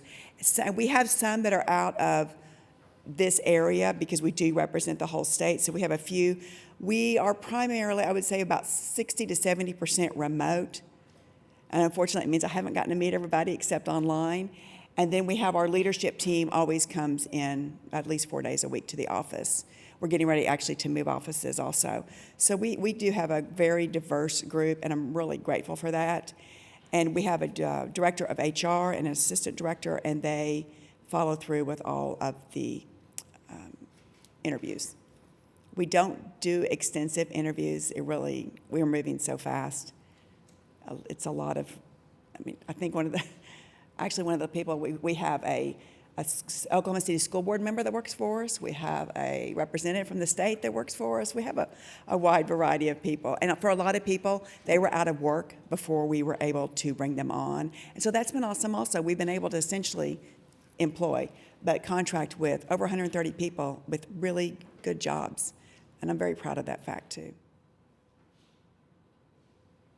You mentioned you had a follow-up question? It's probably something we'll probably need to talk offline about because, again, I guess my questions have been more specific to the people that have reached out to me saying that they have been through the process and they were unable to become an independent contractor, or the process has been very lengthy for them to be able to go through that process as well. So it may just be some individual concerns that maybe you can help me address. I'm happy to visit with you about that. Thank you. I will say probably the biggest requirement we have is a technology requirement. It is a BYOD environment. You bring your own device, so you rely upon your own computer to do the work, and you have to be pretty computer literate. That is the one skill that we have to have. And we are always increasing and have a good base of also bilingual contractors, because that's truly a need also. Thank you. Any other questions? Thank you all very much. I have a question. Oh, I'm so sorry. Oh, no, you're fine. How much, well, first, before a question, like a thank you for just the work you all have been doing for the last, year, maybe even year and a half, it seems like. Whatever the time frame is. Yeah. Time's a construct anyway, I'm to understand. In terms of the money from the federal government, I know you mentioned the CARES Act. Is some of this also coming as well? You mentioned the backlog, so I'm wondering how much money from like ARPA or anything more recently will be able to come to help you all with this backlog you're describing. Does that make sense what I'm asking? I think so. I'll try to answer, and you'll Okay. tell me if it does. The first round was CARES dollars, the CRF funds, and we spent those ending in December. This funds, what we're currently spending right now, is only ERA 1. And the state total got $264 million for the state, and then Tulsa, Tulsa County, Oklahoma City, Oklahoma County, and Cleveland County. And then ERA 2, the state total is 210 potential dollars. So right now, we're just spending ERA 1. So with this contract, we will be able then to offer residents of Oklahoma City ERA 2 funds. Yes, we have spent essentially all of the ERA 1 funds for Oklahoma City, but all we do is we just switch them over to state funding. That is the advantage of having one organization that handles all the funds for the state, is that we can make sure people get help no matter what. So even if we had 0 city dollars left, the residents of Oklahoma City would still get helped with our state dollars. So we're able to do it that way. And state dollars, we've spent about 35% of those, but they're starting to come on kind of fast and furious. It's honestly just slower out in the rural community.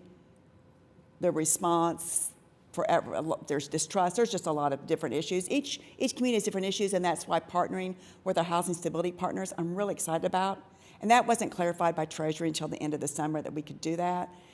But it's really exciting because it gives us feet on the ground in communities where there's already trust and they know their communities, they know their needs. But here in Oklahoma City, by far, our greatest, not only the city dollars, but also state dollars, this has been the largest, this area has been the largest expenditure because the need, of course, in an urban area is great. And Tulsa has reached very similar needs and understanding up there. Before COVID, Oklahoma City was 20th in the nation on evictions. They have not done an update since then, but they are coming fast and furious. There are some days we're in Oklahoma County Courthouse every single day that there's an eviction docket. There are some eviction dockets close to 200, and you have some weeks 8 eviction dockets. So the problem is real. And I understand too, even being a landlord, is that when people don't pay, you need the income. So we try to work with these landlords and get the money in their hands.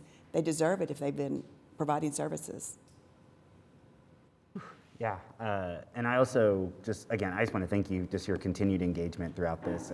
Thank you. Eviction town hall we had, like just different moments where you all have really just brought these services and kept people informed everywhere from CARES Act through the American Rescue Plan. So thank you, thank you, thank you, thank you, thank you. Thank you, I appreciate that. I'll tell my team. Thanks, Jenny. Thank you. Okay, is that everything on that topic? Okay. Councilwoman Nice wanted to talk about item BU. Yes, I brought this up because I did mention this in my updates with the city manager on yesterday pertaining to this RFP being moved forward with the implementation plan of us not even having our subcommittees in place for these types of conversations, regardless of what's happening. And again, in the word of transparency, of conversation of transparency pertaining to MAPS 4, pertaining to Innovation District, pertaining to all of the things that we know we should be upfront with the conversation to our community. This is something that I would like for us to consider once a subcommittee is established. And the reason being, and even with the plan that is coming, or the project that's coming online, I have even discussed my concerns with that developer because, again, here we are, where we haven't even created these subcommittees, but we're moving forward with plans. So just from the conversation we had at the beginning when someone said that committees have not been established, then it seems to me that even we can use that same language being brought forward with this. Committees have not been established, and it would be best to look at that in particular before we move forward with issuing an RFP for an operator for an innovation hall.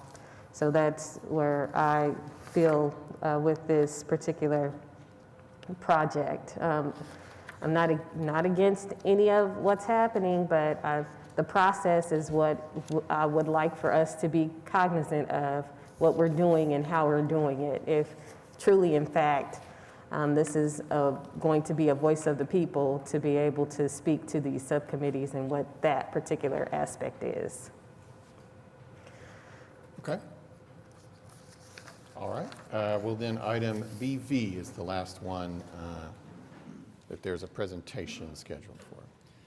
Thank you, David Todd, MAPS Program Manager. The good news is I do not have a presentation. I'm just bringing up this to your attention that this item is to remove the Freedom Center from the implementation plan. And that comes at the request of the board from the Freedom Center. And in the audience today, we have Christina Beatty, Leonard Benton, and Pastor Lee Cooper here. All have been in support of this. They have been able to raise some private funds.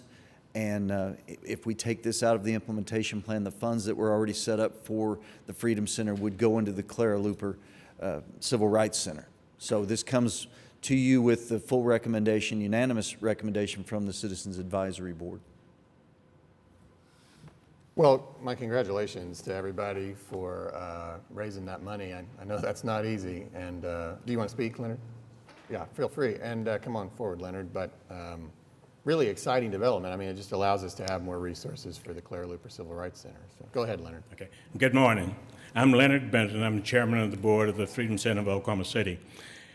Just 3 years ago, last month, is this city council and your great wisdom is that you designated the Freedom Center to be a historic landmark in the city of Oklahoma City.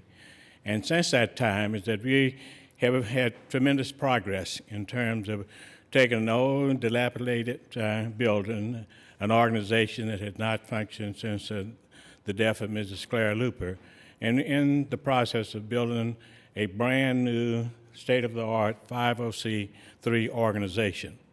The level of support that our community provided, including the City Council and the MAPS 4 campaign, it continued as we sought to pursue our objective that site and that organization that was founded by Mrs. Looper in 1965 is that site now as a designated historic site in the city of Oklahoma City continue to be owned by the original organization.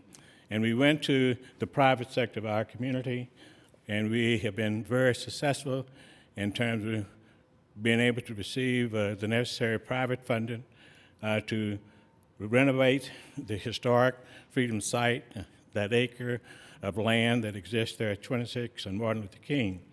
And I might just have to take this opportunity.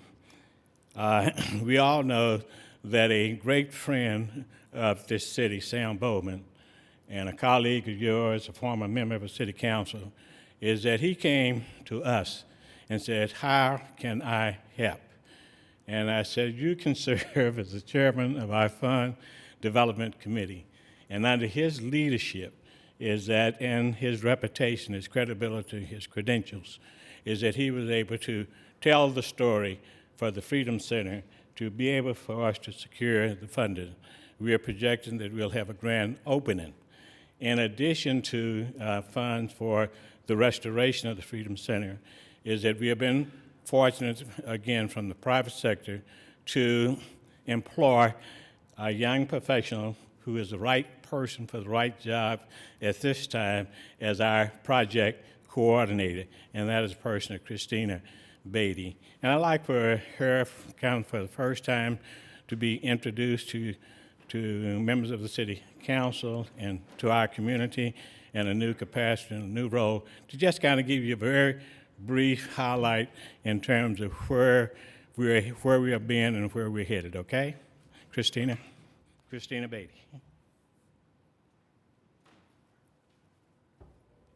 Good morning. Thank you so much for giving us this opportunity. As Mr. Benton shared, I joined the Freedom Center board, I guess about 7 months ago, back in April, started working with the group, and we have been very, very busy. They have been very, very busy before I came on, and things have certainly not slowed down. In addition to focusing on this restoration project, we have been actively planning for the future of the Claire Looper Civil Rights Center, working with Lord Cultural Resources and just preparing for the future of everything that we want to see this be for Northeast Oklahoma City. But specific to the restoration process, we have been working with our architectural partners who have been with the board since the MAPS 4 campaign. We are working through now a process to go ahead and hire a general contractor. We just submitted recently to the Historic Preservation Commission to be heard next month, early next month, to get the certificate of appropriateness, and then we will be moving forward to secure all permits and everything needed with the hope to get started with the actual restoration as soon after the first of the year as possible. And so things are moving at lightning speed, and thank you very much for your time. Thank you. Thanks for all you guys are doing. I just wanted to say, in this process, I wanted to thank the board and the leadership of Mr. Benson and everyone who's worked tirelessly for this process. And when we had that presentation for MAPS 4 for this project on that day, the conversation came up about ownership, and it has never been in the interest of this city to own that building.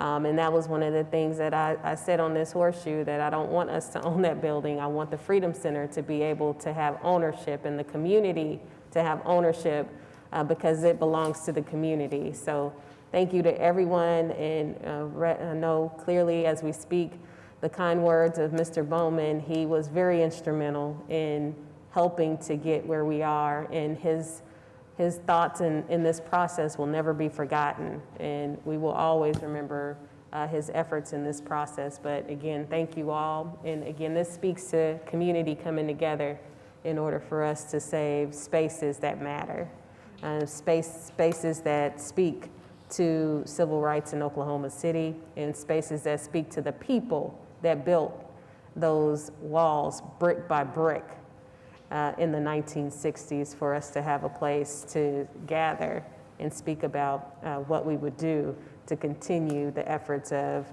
civil rights and social justice in Oklahoma City. So looking forward to August of next year for us to celebrate together, maybe a little later. We're crossing our fingers for that. But I think this is the best step forward to have that removed from the MAPS 4 implementation plan, and for us to look at moving forward independently with what this Freedom Center is going to do and how we can support their efforts continuously.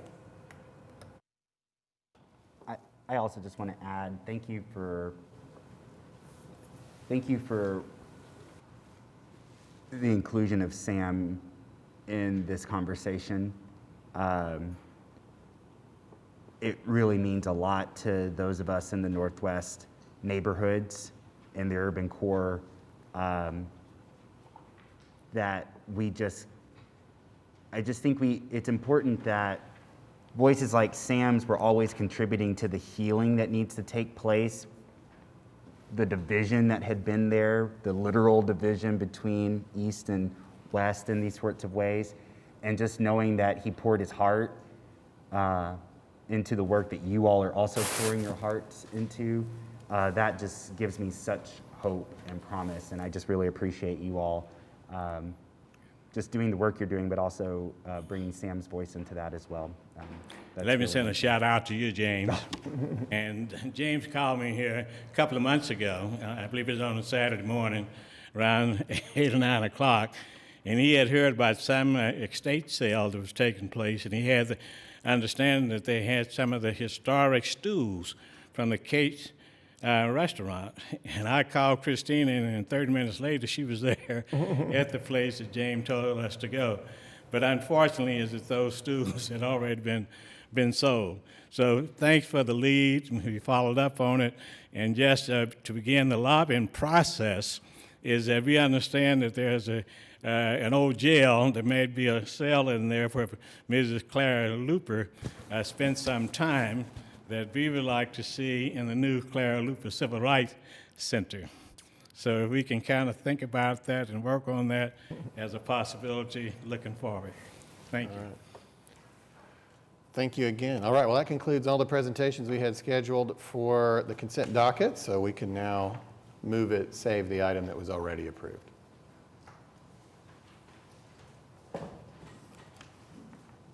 We have a motion and a second. Cast your votes. Passes unanimously. And now I have to step away, and as we proceed to the concurrence docket, I turn the chairmanship over to Vice Mayor Stonecipher. Thank you, Your Honor. We're at page 11 of the agenda today, item number 10, the concurrence docket. On the concurrence docket, there are 6 items pertaining to water utilities and the Oklahoma City Public Property Authority. I'd take a motion for all 6 items, please.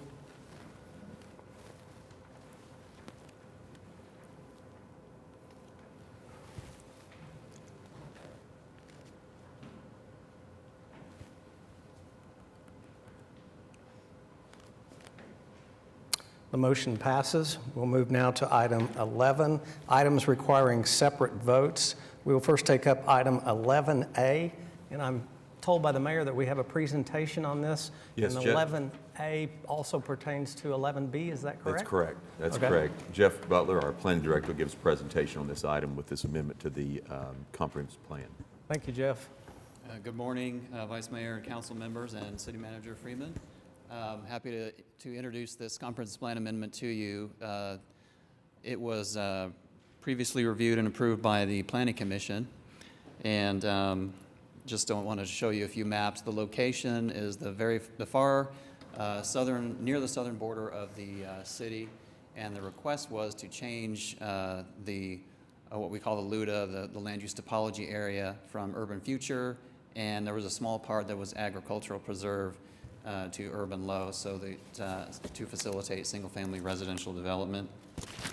So here's the subject site in context of the entire city.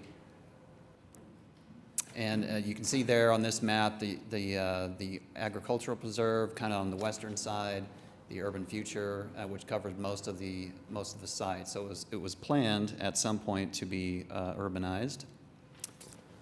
Here is has water availability. It also has sewer availability, and it has a decent fire response time. It's in what we call the rural response area, just outside of preferable urban response, which is fairly common for areas that are on the edge of the city. We do have an automatic aid agreement with the City of Norman Fire Department, which they're right on our southern border at this particular point. So the surroundings are undeveloped agricultural land and low-density residential uses. There is a mix of different types of zoning, agricultural mostly, with a little bit of R1 to the north, and PUD on the corner of 164th and Pennsylvania.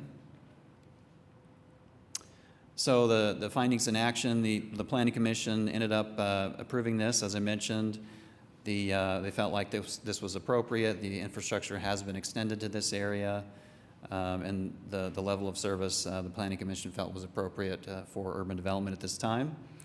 And that was approved on August 12th. And with that, I'd be happy to take any questions.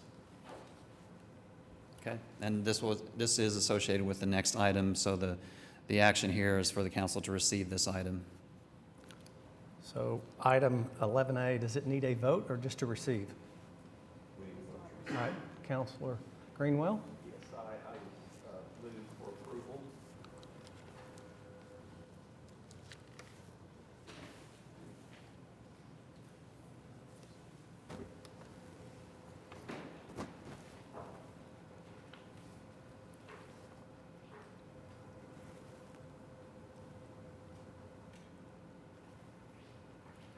The resolution passes. We'll now move on to item 11B, which is a related matter, and I'll turn it over to you, Councilor Greenwell. Yes, thank you, Vice Mayor. Thank you.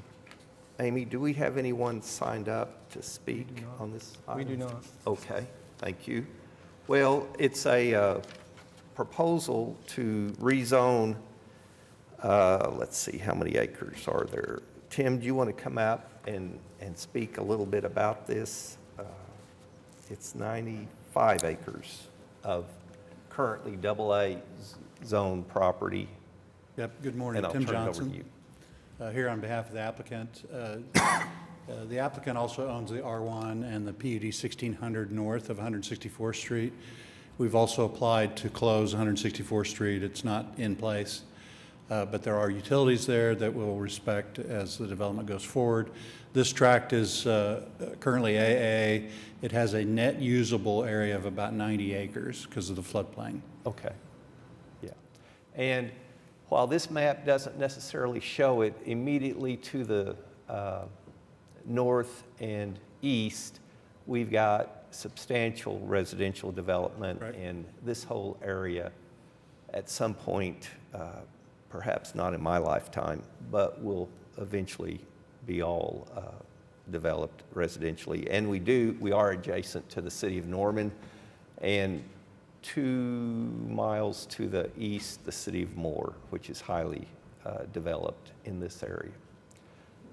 We did have a protest letter, not a protest in person, in terms of the streets. Tim, are you aware of that? Yes. And so the concern is the condition of South Penn and the bar ditch during stormy conditions. So as we improve and make our entrances off of Penn, that condition will improve. Penn will remain 2 lanes until such time that there is a bond issue or spending to allow it to be widened. But the drainage that you see in this photograph will improve as part of our drainage study and improvements. Great. Well, hopefully Public Works is watching and we'll get those improvements down there on South Penn. Okay, well, with that, I will move for approval.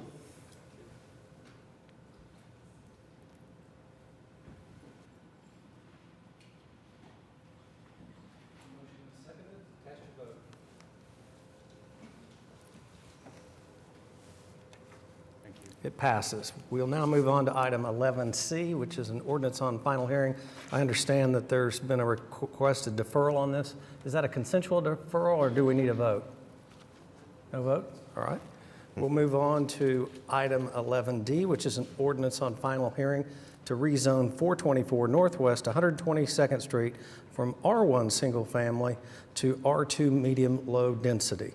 I'll turn that over to you, Councilor Nice. Has anyone signed up to speak? No. There is no one signed up to speak. Okay, thank you. This is to permit a duplex to be built. I do understand there were some protesters present. Is the applicant here? Okay. I do understand it was adopted by our Planning Commission for recommendation. So with that, I will move for approval. We have a motion and a second.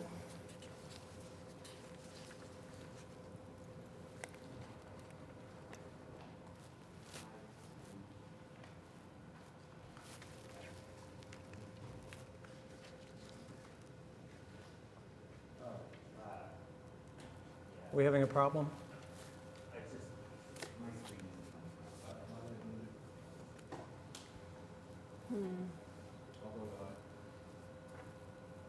The joys of modern technology.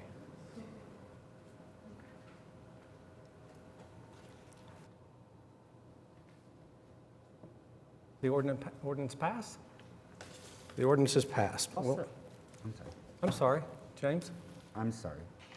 I'm confused. And it could just be, as I was looking at the 2 previous items, I'm a bit confused from planning staff about what's happening out on Pennsylvania.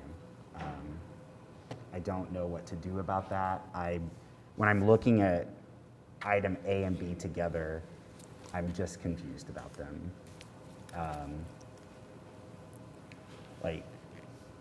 Is it appropriate to ask this?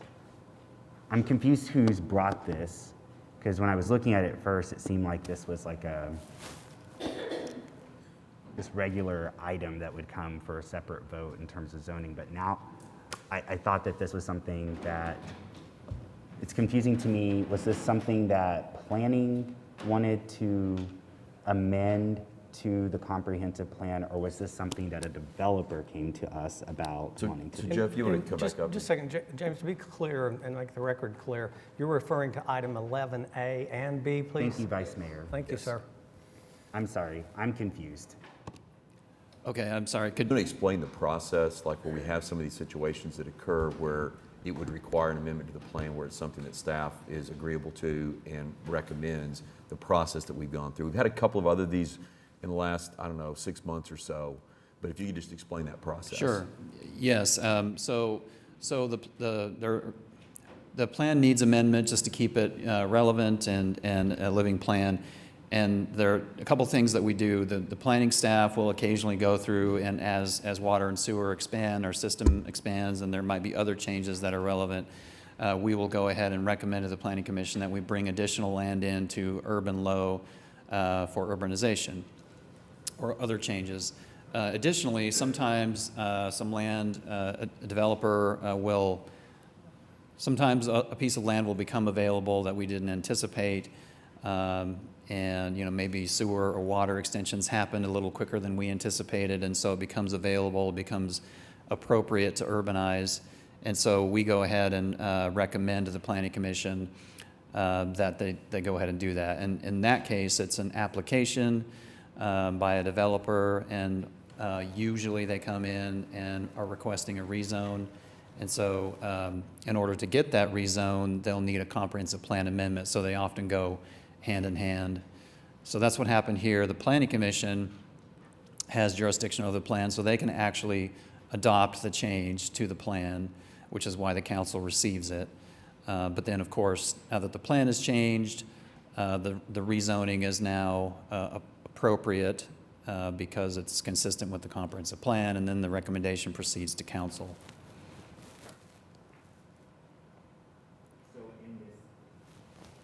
So in this instance, it was a developer wanting to, it's that latter process you just described, right? I'm sorry, I had a It's little the trouble latter hearing you. process you just described, where someone came to us. Yes, wanting to- yeah, item A and B, that was it went forward together as a comprehensive plan amendment and a rezone. And the Planning Commission approved the comprehensive plan amendment, and then they approved a recommendation for the rezone to the council. I don't know what's possible. If nothing's possible, that's fine. I have pretty serious reservations when it's not coming from us wanting to do this, particularly as it relates to the agricultural parts of our city. And I've spoken about this previously many times, just my worry about preserving agricultural space and green space. I don't know if this is something where, can we go back? Because I know I signed off on it. I would prefer not to, better understanding this, what you just described to us. Kenny, your thoughts? Yes, you have to, you've already made the vote, so you would have to move to reconsider the item and then get a second on that. Then council would vote to reconsider the item. Then it's back before you, and a motion can be made to approve with a second, and then you can vote no. It would be simple. I'm sure it will still pass. It would really mean a lot to me, actually, you all, if we could do that. So you can make the motion to reconsider. So I'd like to make a motion to reconsider, please. And is that you're talking about A first, right? Yes, please. A is just receiving that. Okay, That's all so he's doing. then B, thank you. Right. And just because you may not be aware of this, this area, 164th and South Penn, is 2 miles west of one of the largest high schools in the state of Oklahoma, Southmore. It's a developing area that will continue to receive more and more interest in future development. Plus, the applicant has left the room, so I'm not comfortable with bringing up this item for a revote. Could we, as maybe an alternative, since the applicant's not here now and can't voice his or her opinion, could we just note on the record that if we revoted this, you would have voted nay, and it'll be a part of the record? And that's doable. Yes, you can note that. We can put a You note. can note that on the record. And we will note it in the minutes. Such as it is, that will be fine. I mean, if you want to do it differently, tell me, and I'll try to help you any way I can. Well, I just don't know that there's enough,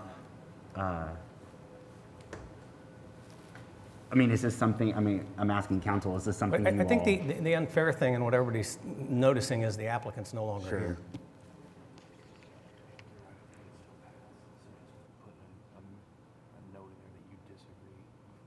It's okay. Sorry, say again? If we re-voted, it would still pass. Mm-hmm. So just making a note that you voted wrong and that you want to show your contesting would be okay. Well, if we rewrote it would still, I mean, I'm just thinking about this. If we I'm sorry? Is there an opinion? No. I was just saying, if we revote, it will still pass. Like the applicant, this won't change it. You see what I mean? So I still would like to put it up for a vote, and then if not, then I'll put it in the minutes. So I'd like to vote to rescind, and then and then should that vote fail, then I would like to put in the minutes that I would have voted no. That's what I'm saying. All right. He's made a motion. Are you going to make a motion Yes. on the record? Can you make the motion, and we'll see if there's a I'm second? trying to. I would love to. Thank you. Appreciate everyone's patience.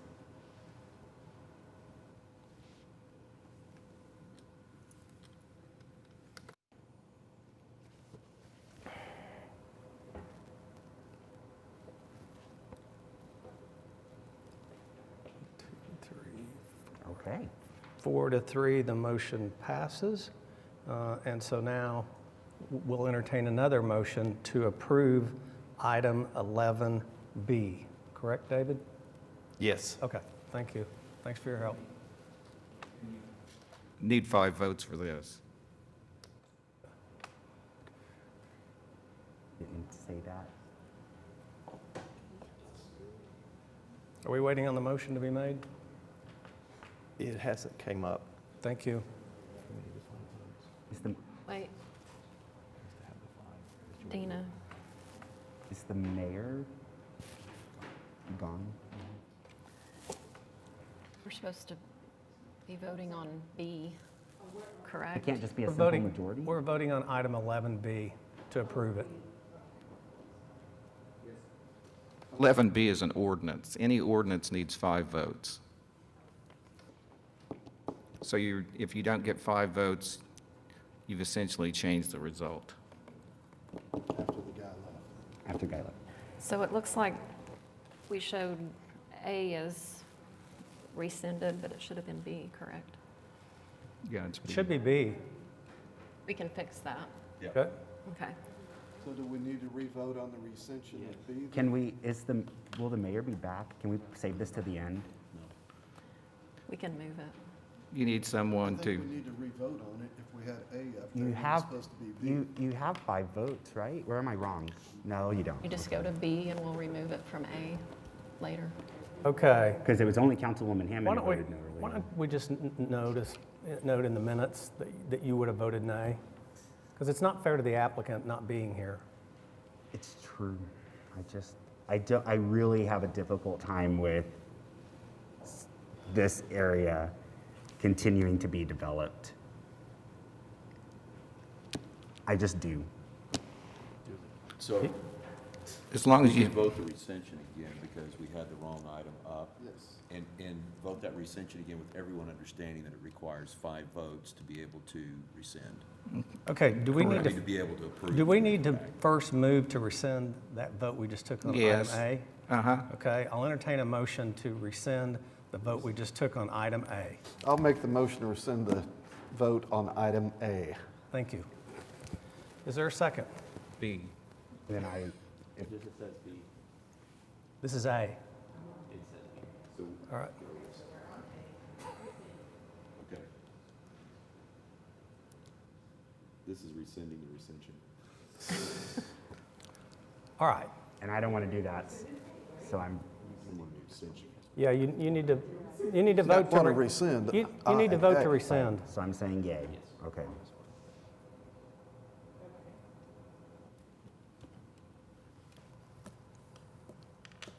Okay, just to be clear for the record. Passes. Yeah, I think James was moving to rescind B, correct? That's what we're trying to correct. So you just We've corrected our mistake. correct. Corrected the A. So it's Now, B. now there needs to be a motion to rescind item 11B.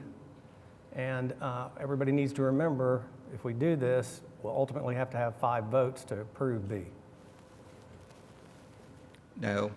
If you rescind the vote to rescind B, then it's back to where it was. In other words, you voted to rescind your approval of B. Okay. But now, and that passed, now you've voted to rescind the rescission. No, it didn't. So what We happened corrected was A. up there initially. Right. They put the wrong one up there and voted on the wrong one. Okay. So they rescinded that one. Now he's moving for a rescission on B. But you only had one vote, though.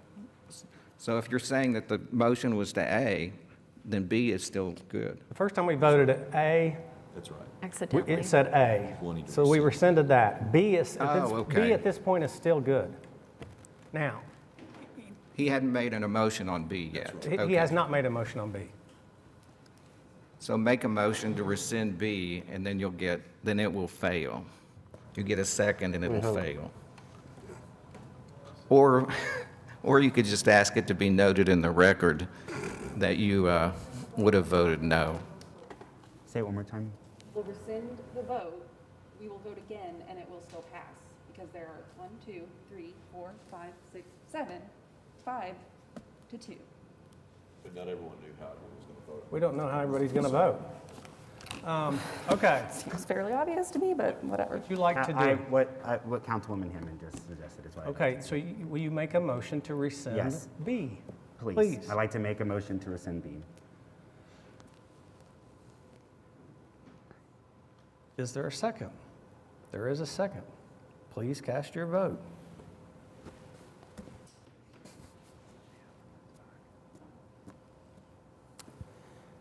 The motion fails. All right. Now you can add it to the record. Okay. All right. Would you like the minutes to reflect that you would have voted nay? I would very much like the minutes to As- reflect I would have voted nay. And I appreciate everyone's patience to that. It just means a lot to me. And that's as to 11B, you would have voted nay? Yes, correct? as to 11B. Thank All right, you. the record's clear. Now, we are at item, Craig, 11E. This is an ordinance on final hearing, but it was requested to be stricken. That's right. Do we need a vote on that? No. All right, let's go to item 11F. And it was requested for a deferral, which we will need a vote. No vote? Okay. And then item G was requested to be stricken, so we don't need anything on that. We are now at item H, which is an ordinance on final hearing to rezone 330 Southwest 104th Street from AA Agricultural District to SPUD 1313. I'll turn it over to Ward 5, please. Mark, thank you. Vice Mayor, thank you.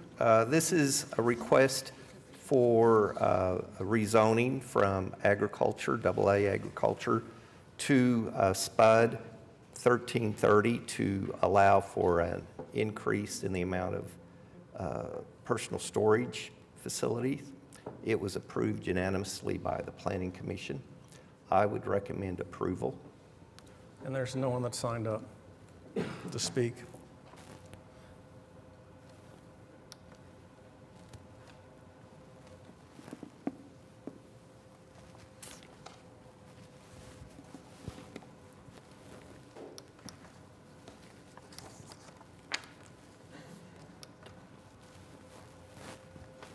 Just so you'll know, I can't vote. I'm locked up. How do you vote? I vote yes. And I'm not on presentation.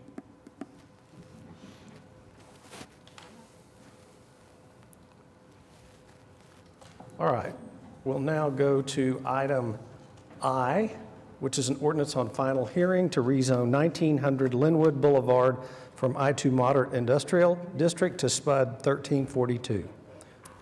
There are 2 people that have signed up to speak on this. Yes, I'd love to hear from them. All right. First is Jeff Sabin. And Jeff, would you please state your name and your home address for the record? Jeff Sabin, 301 North Harvey, Suite 100. I'm here representing the applicant, actually. 19L LLC, and Chip Fudge is the principal for that entity. I just wanted to go over 3 of the main reasons why Chip is pursuing a SPUD on this property. This property is located at Linwood Boulevard and Kentucky Avenue at the southwest corner. And the three main reasons he's asking for this spud is, one, to maintain the current I-2 uses primarily, but to add several based on his proposed tenants and potential tenants that he's been speaking with. And those uses that would be added would be drinking and eating establishments where alcohol is permitted, outdoor recreation, and then artistic, graphic, and murals. The outdoor recreation and entertainment use, in our discussions with the Planning Commission and with the planning staff leading up to this, they told us this is one of the few areas of the city where they think that this would be appropriate because it was adjacent to higher industrial uses. The second reason CHIP is pursuing this spud is to ensure that all the existing buildings and footprints are conforming with the zoning in case that there's future expansion or renovation. Most of the buildings, with the exception of the smokehouse built for Edgecraft Barbecue recently, were all built in the 1940s, long before the city's current setback restrictions and whatnot were in place. And this area was really kind of a rare area where it was designed to be a walkable industrial area near residential uses. The technical edit that the Planning Commission recommended and that we were amenable to was with any new construction that would come on the property, that there would be no ethos as a primary building material, and that any new buildings or construction would kind of be designed to mirror the industrial design of the existing buildings. And the third reason was mainly to address parking issues. We'd actually received a variance for parking issues for two of the new tenants last fall, but that was always going to be a temporary solution. They're very limited. There's no room for expansion really without tearing down any of the current buildings to put new parking spaces on site. We have added off-street parking along Kentucky Avenue. The designs have already been approved by city and it's mostly constructed. It has not yet been striped. There will also probably be issues with parking and with the building footprints for a lot of the other properties along Linwood as it starts to get more redevelopment interest. Chip has been talking with other property owners in the area, and they're starting to envision an ironworks district of renovated and rehabilitated, more mixed use as opposed to the current industrial uses in that area. With that, I'm happy to ask any or answer any questions. Chip's architect is also here if you guys have any issues around the design. Any questions from anyone? We have a second person that signed up to speak. Mr. Daniel Smith, please. That's Chip's architect. Okay. Well, I don't have any questions for y'all. I know I was able to connect on Friday to talk more about this project, and yeah, I think especially I loved to hear the work to address the parking minimums issue. I think it makes a lot of sense to not, tear part of a building down to add parking, particularly because, as we heard earlier, we're having kind of a street redo along Linwood, and for that with the air quality grant. And I actually just received our monthly embark report this morning, and there's a few stops on that corridor that are some of the highest traffic bus stops in the ward. And there are multiple buses that go down that stretch. So I think it just makes sense to help encourage folks to, especially if they're going to a brewery or getting some beer with their barbecue, maybe driving is not the best idea. I just appreciate y'all kind of being thoughtful through that, and also our discussion about working with a neighborhood association in the area as this sort of thoughts and ideas about this corridor are being discussed among the property owners on Linwood, to really be working with them to make sure that it's really beneficial to all the folks in the area. And I just appreciate your openness to that, and I will move for approval. I was going to say, Chip has already forwarded that information on to his tenants, and they seem pretty receptive to it. All right, we have a motion and a second.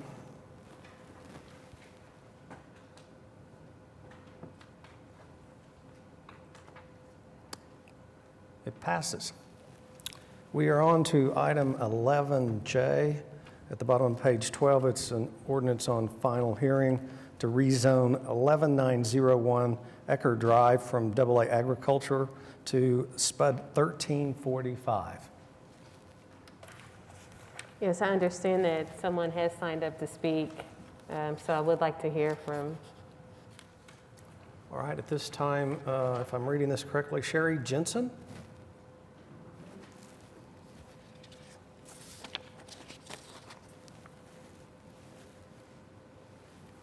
Would you please state your name and address? Good And morning. Thank you for being here.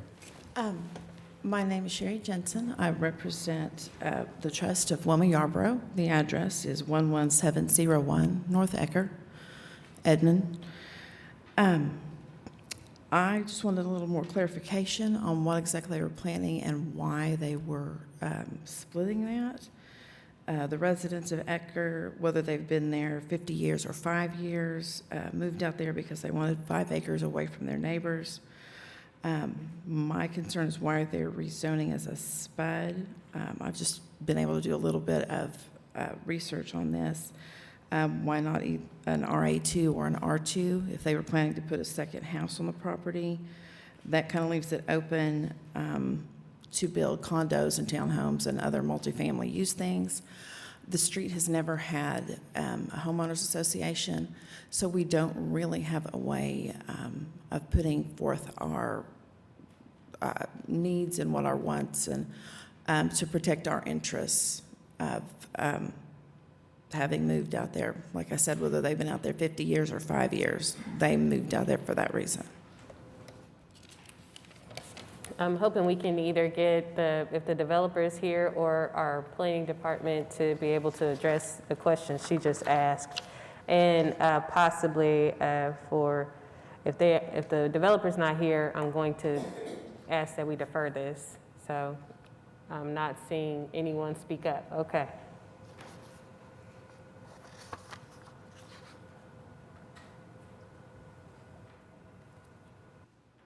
Morning. Would you please state your name and home address? Mark Grubbs, 1800 South Sarah Road, on behalf of the applicant. This is simply an application.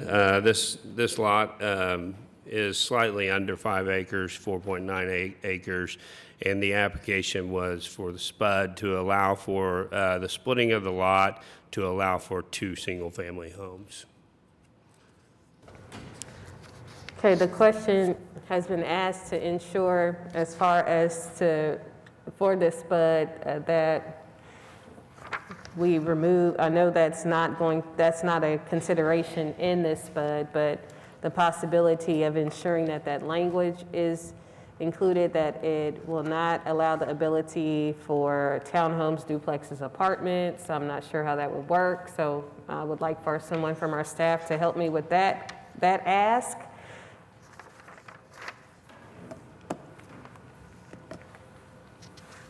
And Ms. Jensen, I know that's not the answer, but are you comfortable with us ensuring that the language that it will not ever be developed into that if it is a SPUD, that it moves forward with those restrictions? Bob Teener, Development Services Director. That use unit's not in the SPUD, it's not proposed in there. So, he's going to be limited to two lots and 2 structures on 2 acres. A little over 2. Single families, all that's allowed. Okay. And I know as we look at SPUDs and PUDs, and I'm still learning a lot about that in the language too, of what can and cannot be added. Is it still a possibility for us to add that language help me with as far as the definition of that? A new application or rezoning, a new notice. So the notice went out for single family. Okay. And to do a townhouse or anything like that, you would have to rezone it. Even under the SPUD? Yes. Okay. It is an AA base, Okay. which does not permit those uses. Did that answer, Ms. Jensen? Are we okay? Okay, thank you. Okay, now that we have that clarification, and I just want to ensure that we address the residents' concerns. So now that we have done that, and that is on record, I will move that we approve this application. We have a motion and second. Cast your vote.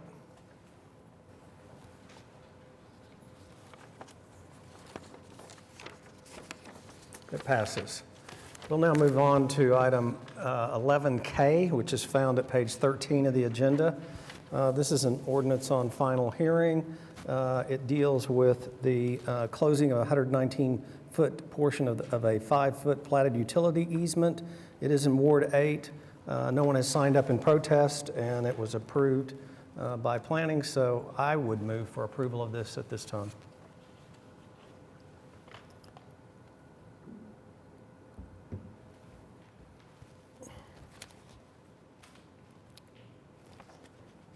It passes. We'll now move on to item 11L. And is this the third of the third meetings, I think, for this ordinance, which is an ordinance on final hearing to amend Chapter 57, Article 5 of the Oklahoma City Municipal Code. Yeah. So are there any questions? We have no one signed up to discuss. If not, we'll entertain a motion in a second. Please.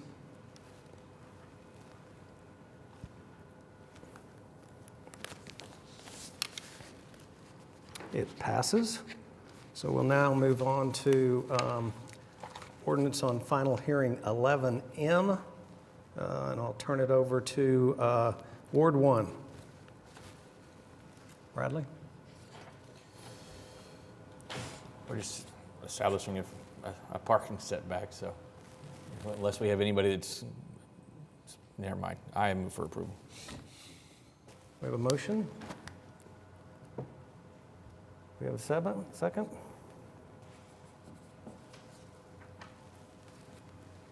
It is approved. Now we'll move to item 11N, which is an ordinance on final hearing, establishing 2 reserved parking spaces. This comes out of Ward 1, please. Again, I move for approval.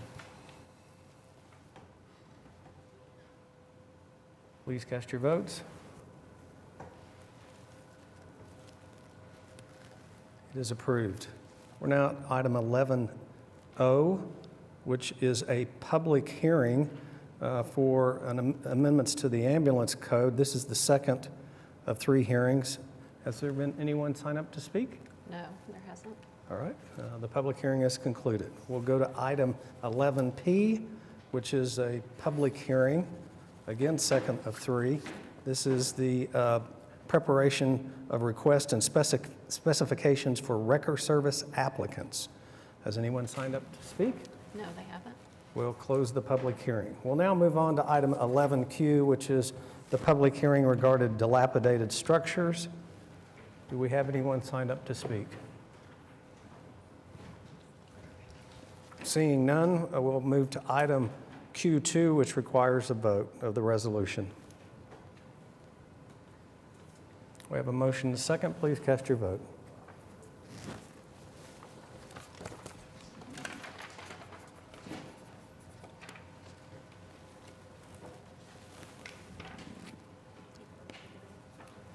It passes.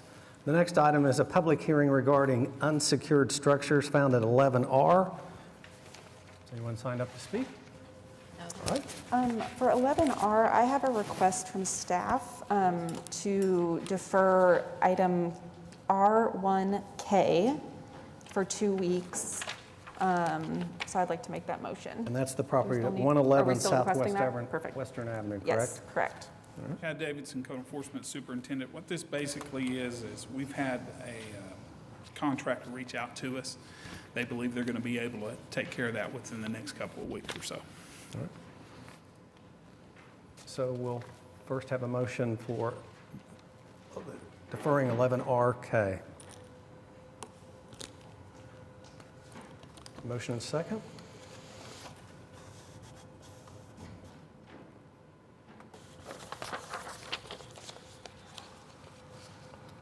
That deferral passes. We'll now move on to 11R2, which is a resolution that needs a vote, declaring the structures are unsecured.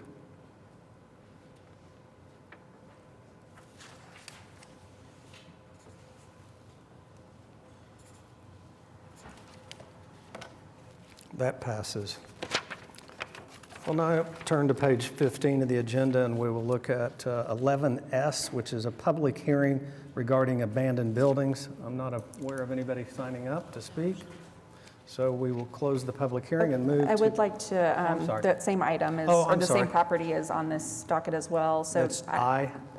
Yes, Oh, correct. okay, Mhm. aye. One I. Thank you. For 2 weeks.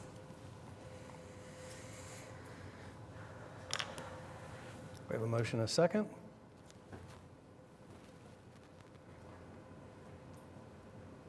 The deferral is granted. We'll now move to 11S2, resolution declaring buildings are abandoned.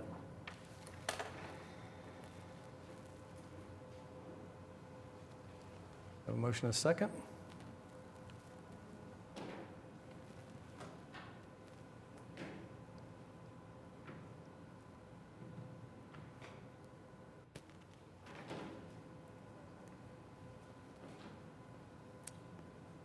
Mine's not popping up, but I'll vote yes. I vote aye. Does it pass? Yes. All right. We'll now move to item 11T, which is a public hearing regarding a joint resolution with the Oklahoma City Economic Development Trust approving an increase in the amount of $100,000 to the previously approved allocation of $1 million. Is there anyone here to speak today at this public hearing? No.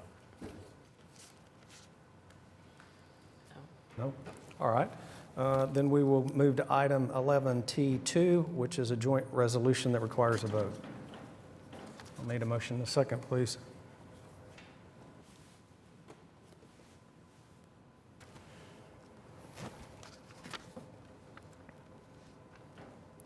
Item 11T2 passes.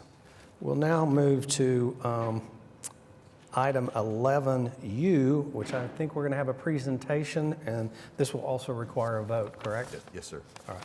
Matt Boggs, our city treasurer, is here just to give us an update. Periodically, we update the investment policy. Sometimes it's changes that we're looking to make. Sometimes it's changes related to state law. I'm going to let Matt give us an update on these changes. All right, Matt Boggs, City Treasurer, and what you have before you today is an update to the city's investment policy. It has been a few years since we've brought this before the council, so we thought it was appropriate to do a high-level overview of the policy and really why we're bringing forth this change this morning. The authority for the investment policy is set both in state statute and the Oklahoma City Charter. The Oklahoma City Charter directs the treasurer to have custody of the funds and invest those in a manner consistent with the laws of the state of Oklahoma.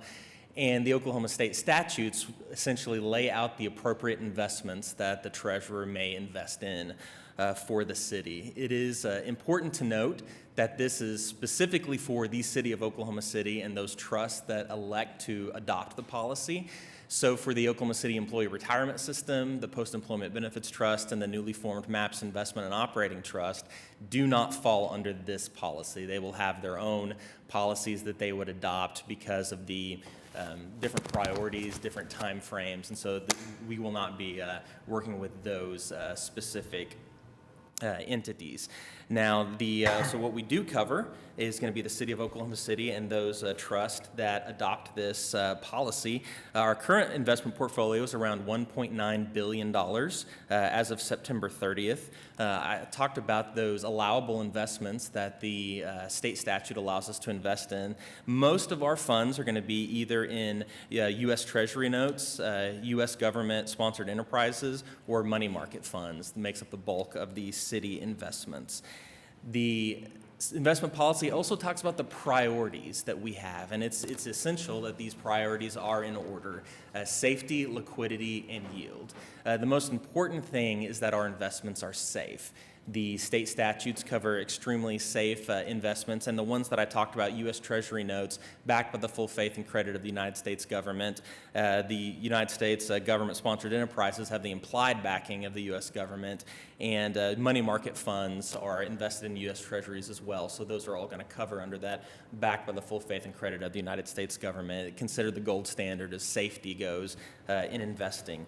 Liquidity is extremely important for what we do for the city's purposes, in the operating standpoint because we need to make sure that funds are available. A great example for that is our debt service payments that need to be made. If we have $70 million for a debt service payment, we want to make sure our investments mature in a time so that we can have the cash on hand to make those payments. We have about, right now, if you look at our investment portfolio, the average days to maturity is 470 days. So a year plus in maturity. It would take all our investments to mature.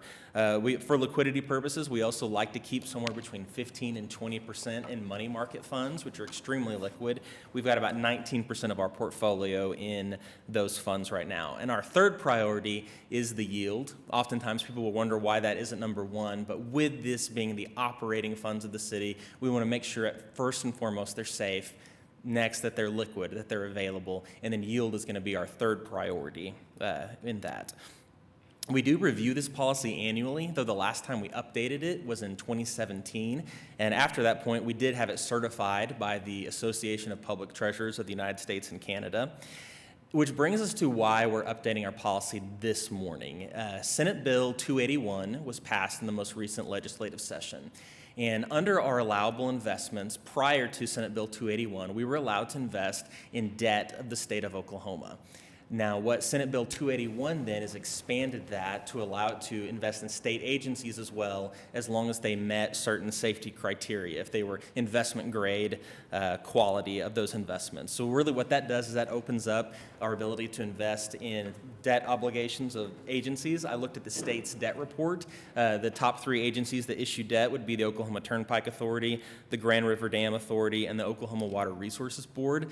But for context, at this point, we do not have any state of Oklahoma debt in our investment portfolio, but we do quote the state statutes directly in our policy in the attachments, and so it was appropriate to, as the state statute changes, for us to update our policy as well to reflect that. And with that, I could take any questions you might have. Anyone have any questions? Thank you for a good report. Thanks, Matt. Let's move on to item 11V. Oh, I'm sorry. We have to vote on that? I apologize.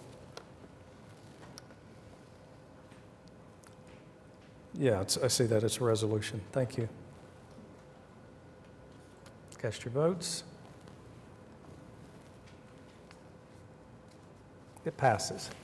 Now we can go to page 16 of the agenda, item 11V, which, it's my understanding, was deferred to January 18th, 2022, and we do not need a vote. Let's go to item 11W, which I understand that there's going to be a presentation that I really want to see because the rumor has it that Douglas R. Cupper is going to speak to us today. Yes, Melinda McMillan-Miller, our Parks Director, Parks and Recreation Director, is going to present this item to recognize Doug and naming a facility after him. Yeah, thank you very much, Council. Today before you, we have a resolution that requesting from the Parks Commission that the I-240 Sports Complex be formally renamed to the Douglas R. Cupper Sports Complex.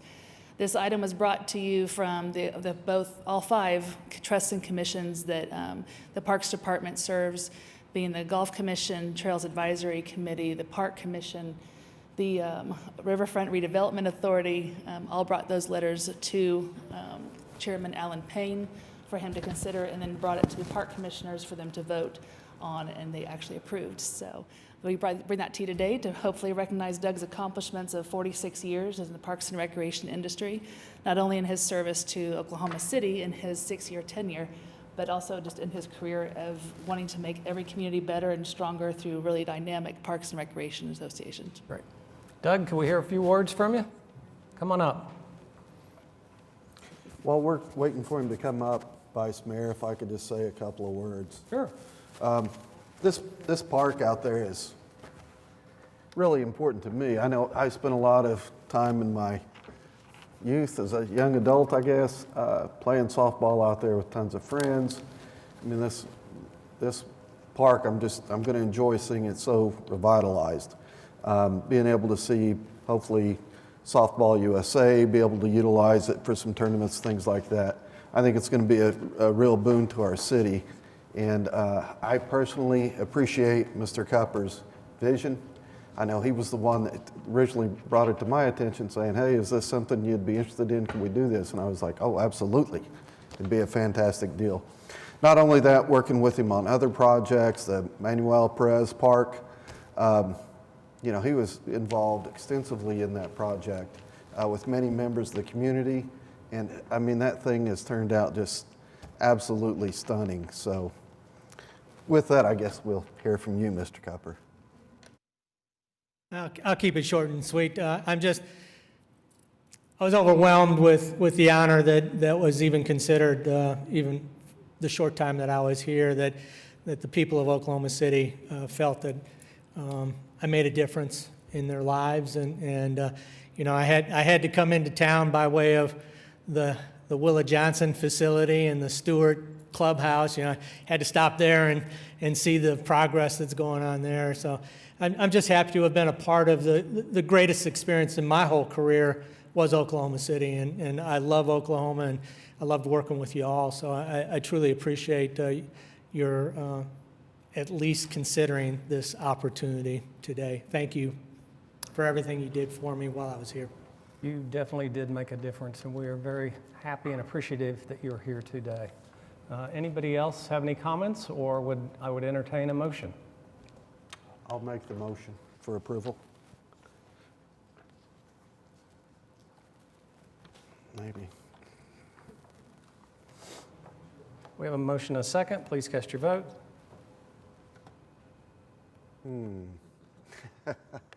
It's approved. Wow.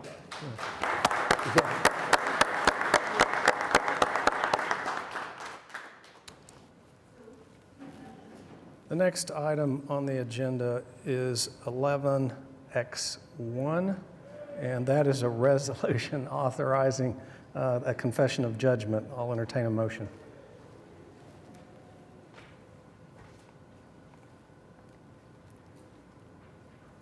Cast your votes.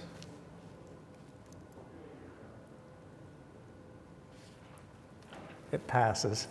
The next item is 11Y1, which is also a resolution to enter into an agreed settlement. I'll entertain a motion for that item.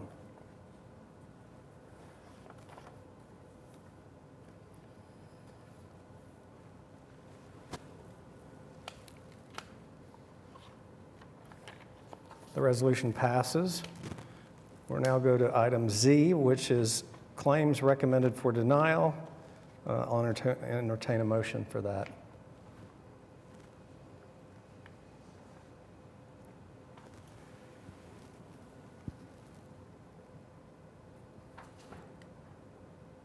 The item passes.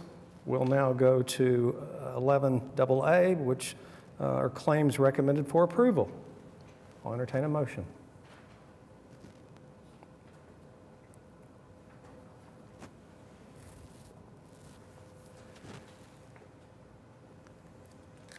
The item passes. We'll now go to item 12, which would be comments from council, and we'll start with Ward 1 today with Councilperson Carter. Thank you. With Veterans Day coming up on Thursday, I just wanted to make a thank you to all of our veterans, especially my grandfather, my uncle, my father, who have served our country. I know Ward 4 councilman has served our country as well, and wanted to thank all of our veterans for what they've done, and just to also bring awareness to the 22 lives that are lost every day to suicide in our veteran community, as well as our first responders now. So there's a group that I would like to recognize by the name of Mighty Oaks Foundation, and they work every single day to make sure that they have resources for our veterans and for our first responders at no cost to them or their families, and to help bring them there. And I just wanted to say thank you to the men and women who are serving and working in that to take care of our veterans, and actually working towards getting a lot of them out off the streets that are dealing with homelessness right now as well. So that's all I've got. Thank you. I wanted to again, thank council for earlier walking me through that kind of not so fun moment with the zoning case. I appreciate your patience on that. Secondly, I'd like to extend sincere congratulations to Embark, particularly their marketing team. The unveiling of the name for our city's first bus rapid transit system, Rapid, which makes so much sense. It's literal, it's right there. It tells you what the function is. I love that. And I'm so excited about it. Every time I go to coffee at Elemental downtown on 8th and Hudson, I see an Embark bus right now go on Hudson, and I know that soon that's going to be a bus rapid transit system. Like that's its route just 2 years from this fall. And just seeing the excitement on social media when I shared images that Michael Scroggins and his team created of what this is going to look like going through 23rd and Classen, where Councilwoman Hammond and I share that intersection there for Ward 6 and 2 respectively. People are very excited, and they're very much looking forward to the new sidewalks coming on Classen and Expressway to go along with the BRT. Just knowing that every 15 to 20 minutes, that service will be there for them at a covered station similar to our streetcar stations, and connecting residents as far northwest as Northwest Expressway and Meridian to the streetcar downtown better in a way that they have not had a chance to really experience, to be able to leave their car parked at Coronado Heights and hop on a BRT and get down here and use the streetcar to move around. I'm just so excited to go talk to residents about that, and I'm equally excited about the Northeast BRT and the Southside BRT that MAPS4 will bring to our city too, and we'll finally have this urban core connected with a reliable public transportation system. So I just really want to applaud Embark for their work getting us here over the years. So that's one thing I would want to say there. I also wanted to, I'm not really sure what the process can look like going forward, but I have to admit I was a bit heartbroken to arrive at City Hall over the last several days and see the ward parking spaces and the mayor parking spaces disappear. Now, as you can tell, I biked here, and frequently I move between either my bike or my car to move around our city, the buses too when I can. I think for me, as someone who parks my bike not in the Ward 2 space which existed, it's not about that, because I can park and would still be able to park in any of these city permitted spaces around City Hall or in any of the public parking garages, and I do. So it's not about like needing a space. I think what's the heartbreaking part for me is I always loved looking from City Hall, seeing those 8 spaces next to the mayor's space, and then seeing Patience Ladding's name right there at the corner of Hudson, and Patience Ladding. It just speaks, it's an external representation of this body, of this council, seeing words like Ward 1, Ward 2, Ward 3, Ward 4, Ward 5, Ward 6, Ward 7, Ward 8, and mayor. It's an externalization of who we are inside this building. And as a public school teacher, someone who knows pretty firsthand the lack of civics in our schools, and especially even when civics exist, the local level we almost never talk about in our classrooms. So it was always such a treat for my middle school students when they would come down here for field trips, and for them to not only come into this building to learn how it works, but to see outside this building what we are, who we are. And my Southside students, these were students who almost never came downtown. And they loved those field trips where they had the opportunity to do so. So there's just something very heartbreaking to me, not seeing those spaces alongside Patience's name. And I would maybe put forth a challenge to us to figure out as a body, as staff, what that externalization could look like outside this building. the one other thing I will note on this was, yeah, so when I bike, I will lock my bike up on any of the different bike racks which might exist nearby. Y'all, it is such a neat feeling. I mentioned being a part-time, we're all part-time here. It is such a neat feeling when I'm locking up that bike on either Main Street or over here, or when I get out of my car in that Ward 2 space, and when someone from Ward 2 sees me, or when someone just from the city just sees me pulling into that space, getting out of my car with my bag, and they know I'm coming into this building to work. They know I'm going to be here. I see Councilwoman Nice's car almost, oh my gosh, I mean, I think it's almost daily just sitting there. I pull up beside Tom in his truck. Or the unique stuff that Councilwoman Hammond did with that parklet recently. I just think it sends a message to our people when they see each of us arrive into those spaces, because they know we're here to do the people's business. So I would just really ask us to rethink what we could do going forward in that. And again, I want to stress, it is not about, I need a parking space, because again, the parking spaces, council members will be able to park anywhere that those city permitted parking spaces are. But it's not just to attend council, it's to attend legislative meetings, transit meetings throughout the day. It's all kinds of stuff. There's moments where each of us have an opportunity to do the people's business. And it's really a very special feeling when someone sees you getting out of your car or parking your bike to do that work here for them. So I would really ask us to rethink what we've done and think about what that externalization of representation looks like. Thank you. Ward 4, Todd? Thank you, Vice Mayor. I just wanted to kind of echo Councilman Carter's sentiments, wishing those that have served or are serving a happy Veterans Day. And that's it. Thank you. Ward 6?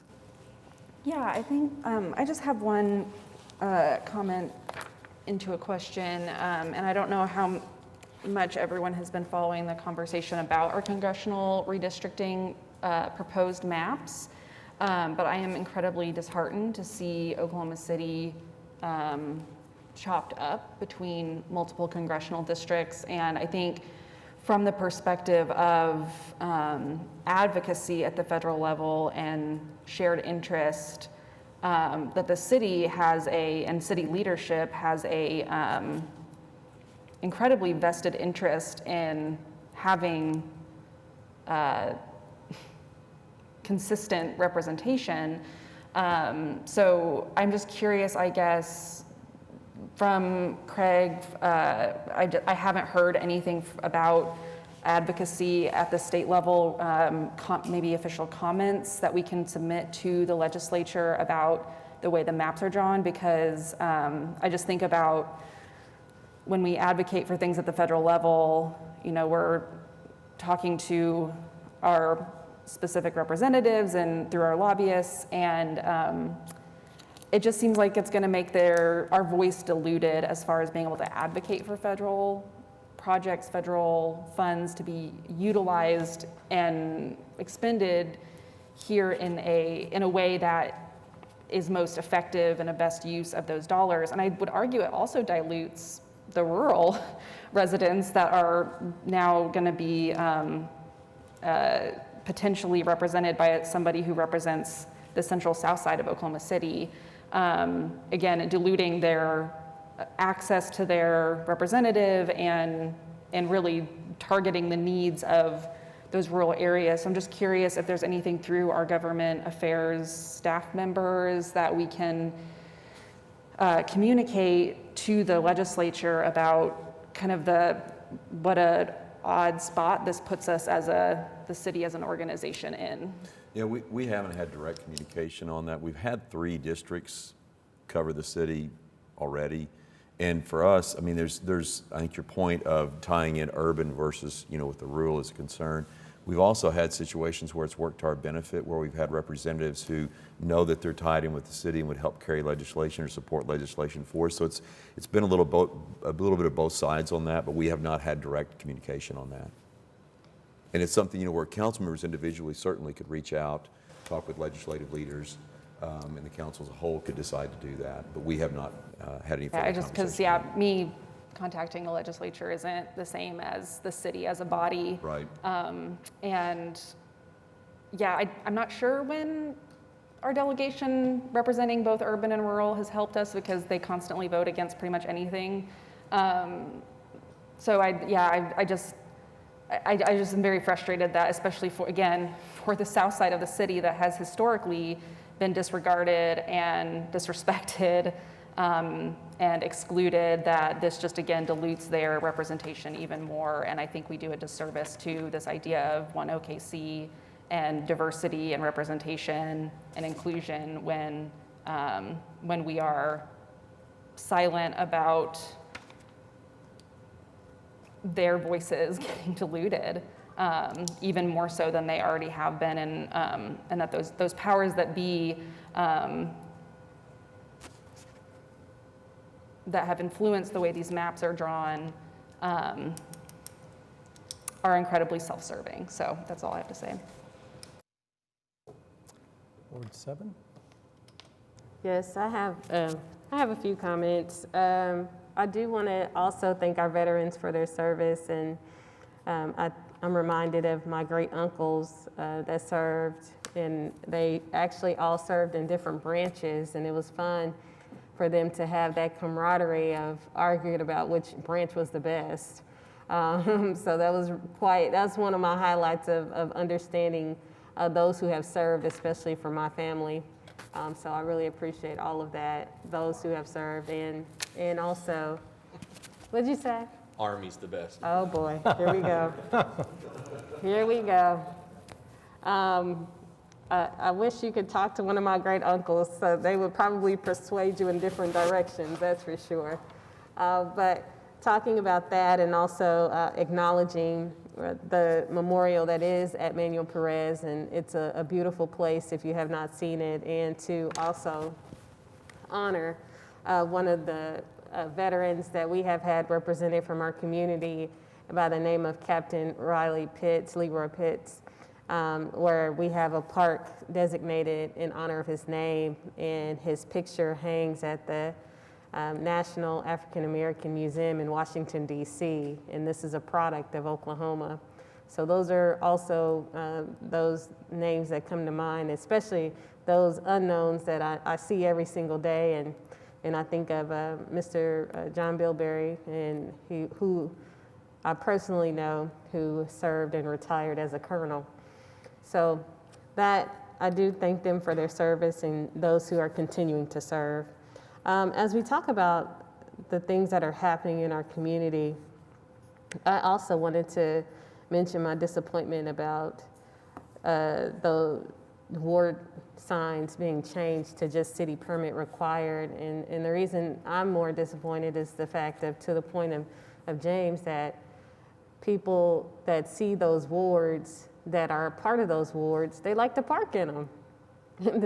They take ownership of them just like we do, because they say, hey, I get text messages often that say, Nikki, I'm in Ward 7's parking spot. That brings me joy to know that someone says, I'm a Ward 7 resident and I parked in a Ward 7 space, because it's theirs just as much as it is for us to park 9 to 5. So I would like for that to be revisited as well, to bring back those ward numbers. In actuality, again, it seems that some of the things we want to change, but other things we don't. So I'm just curious what's more important. As we look at the zoo, I know one of the things that we did within the last week is Predator Pass has opened. So if you get a chance to check it out, Boomer and Pistol Pete, the new cheetahs, they're 5-month-old cheetahs that are definitely exciting, and we also have some African wild dogs that are there, but I think the bedlam is going to be the real question, what happens with those young men. And Safari Lights is also happening at the Oklahoma City Zoo, so I'm hoping that you all will definitely get a chance to see that. This is the first time they've done this in a very long time, and there's an opportunity for you to drive through as well as walk up. And as we talk about MAPS 4 implementation, we talk about the things that we have already moved forward with. I'm still curious why we don't have any movement on 23rd and MLK, because that is a blighted area and it's just sitting idle. And it seems to me we don't have regard for that corner, but we have regard for a project that's already here. And I would like to see some movement as far as that hard corner being declared blighted.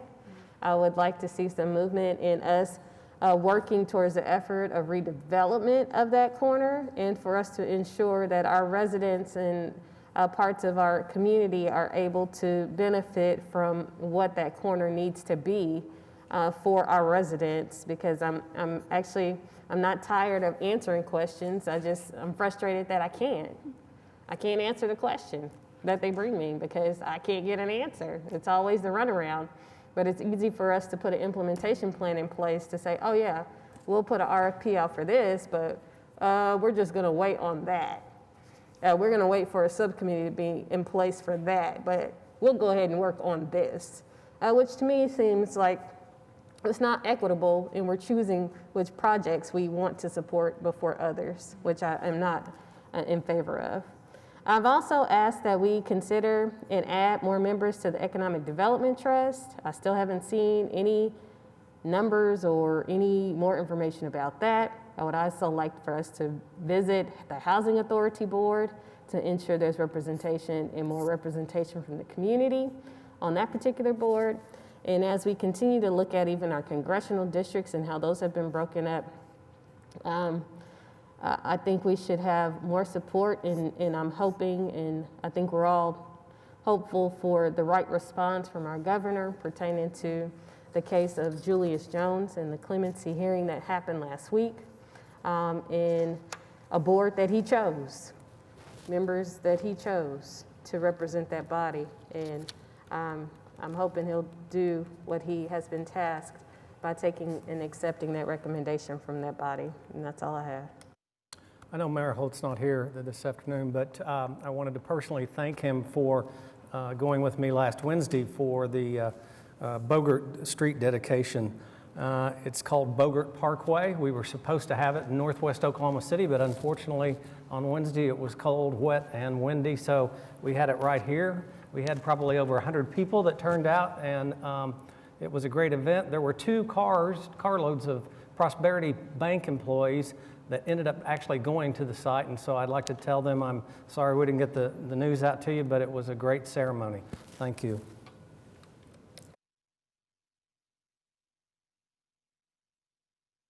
Next on the agenda is item 13, citizens to be heard.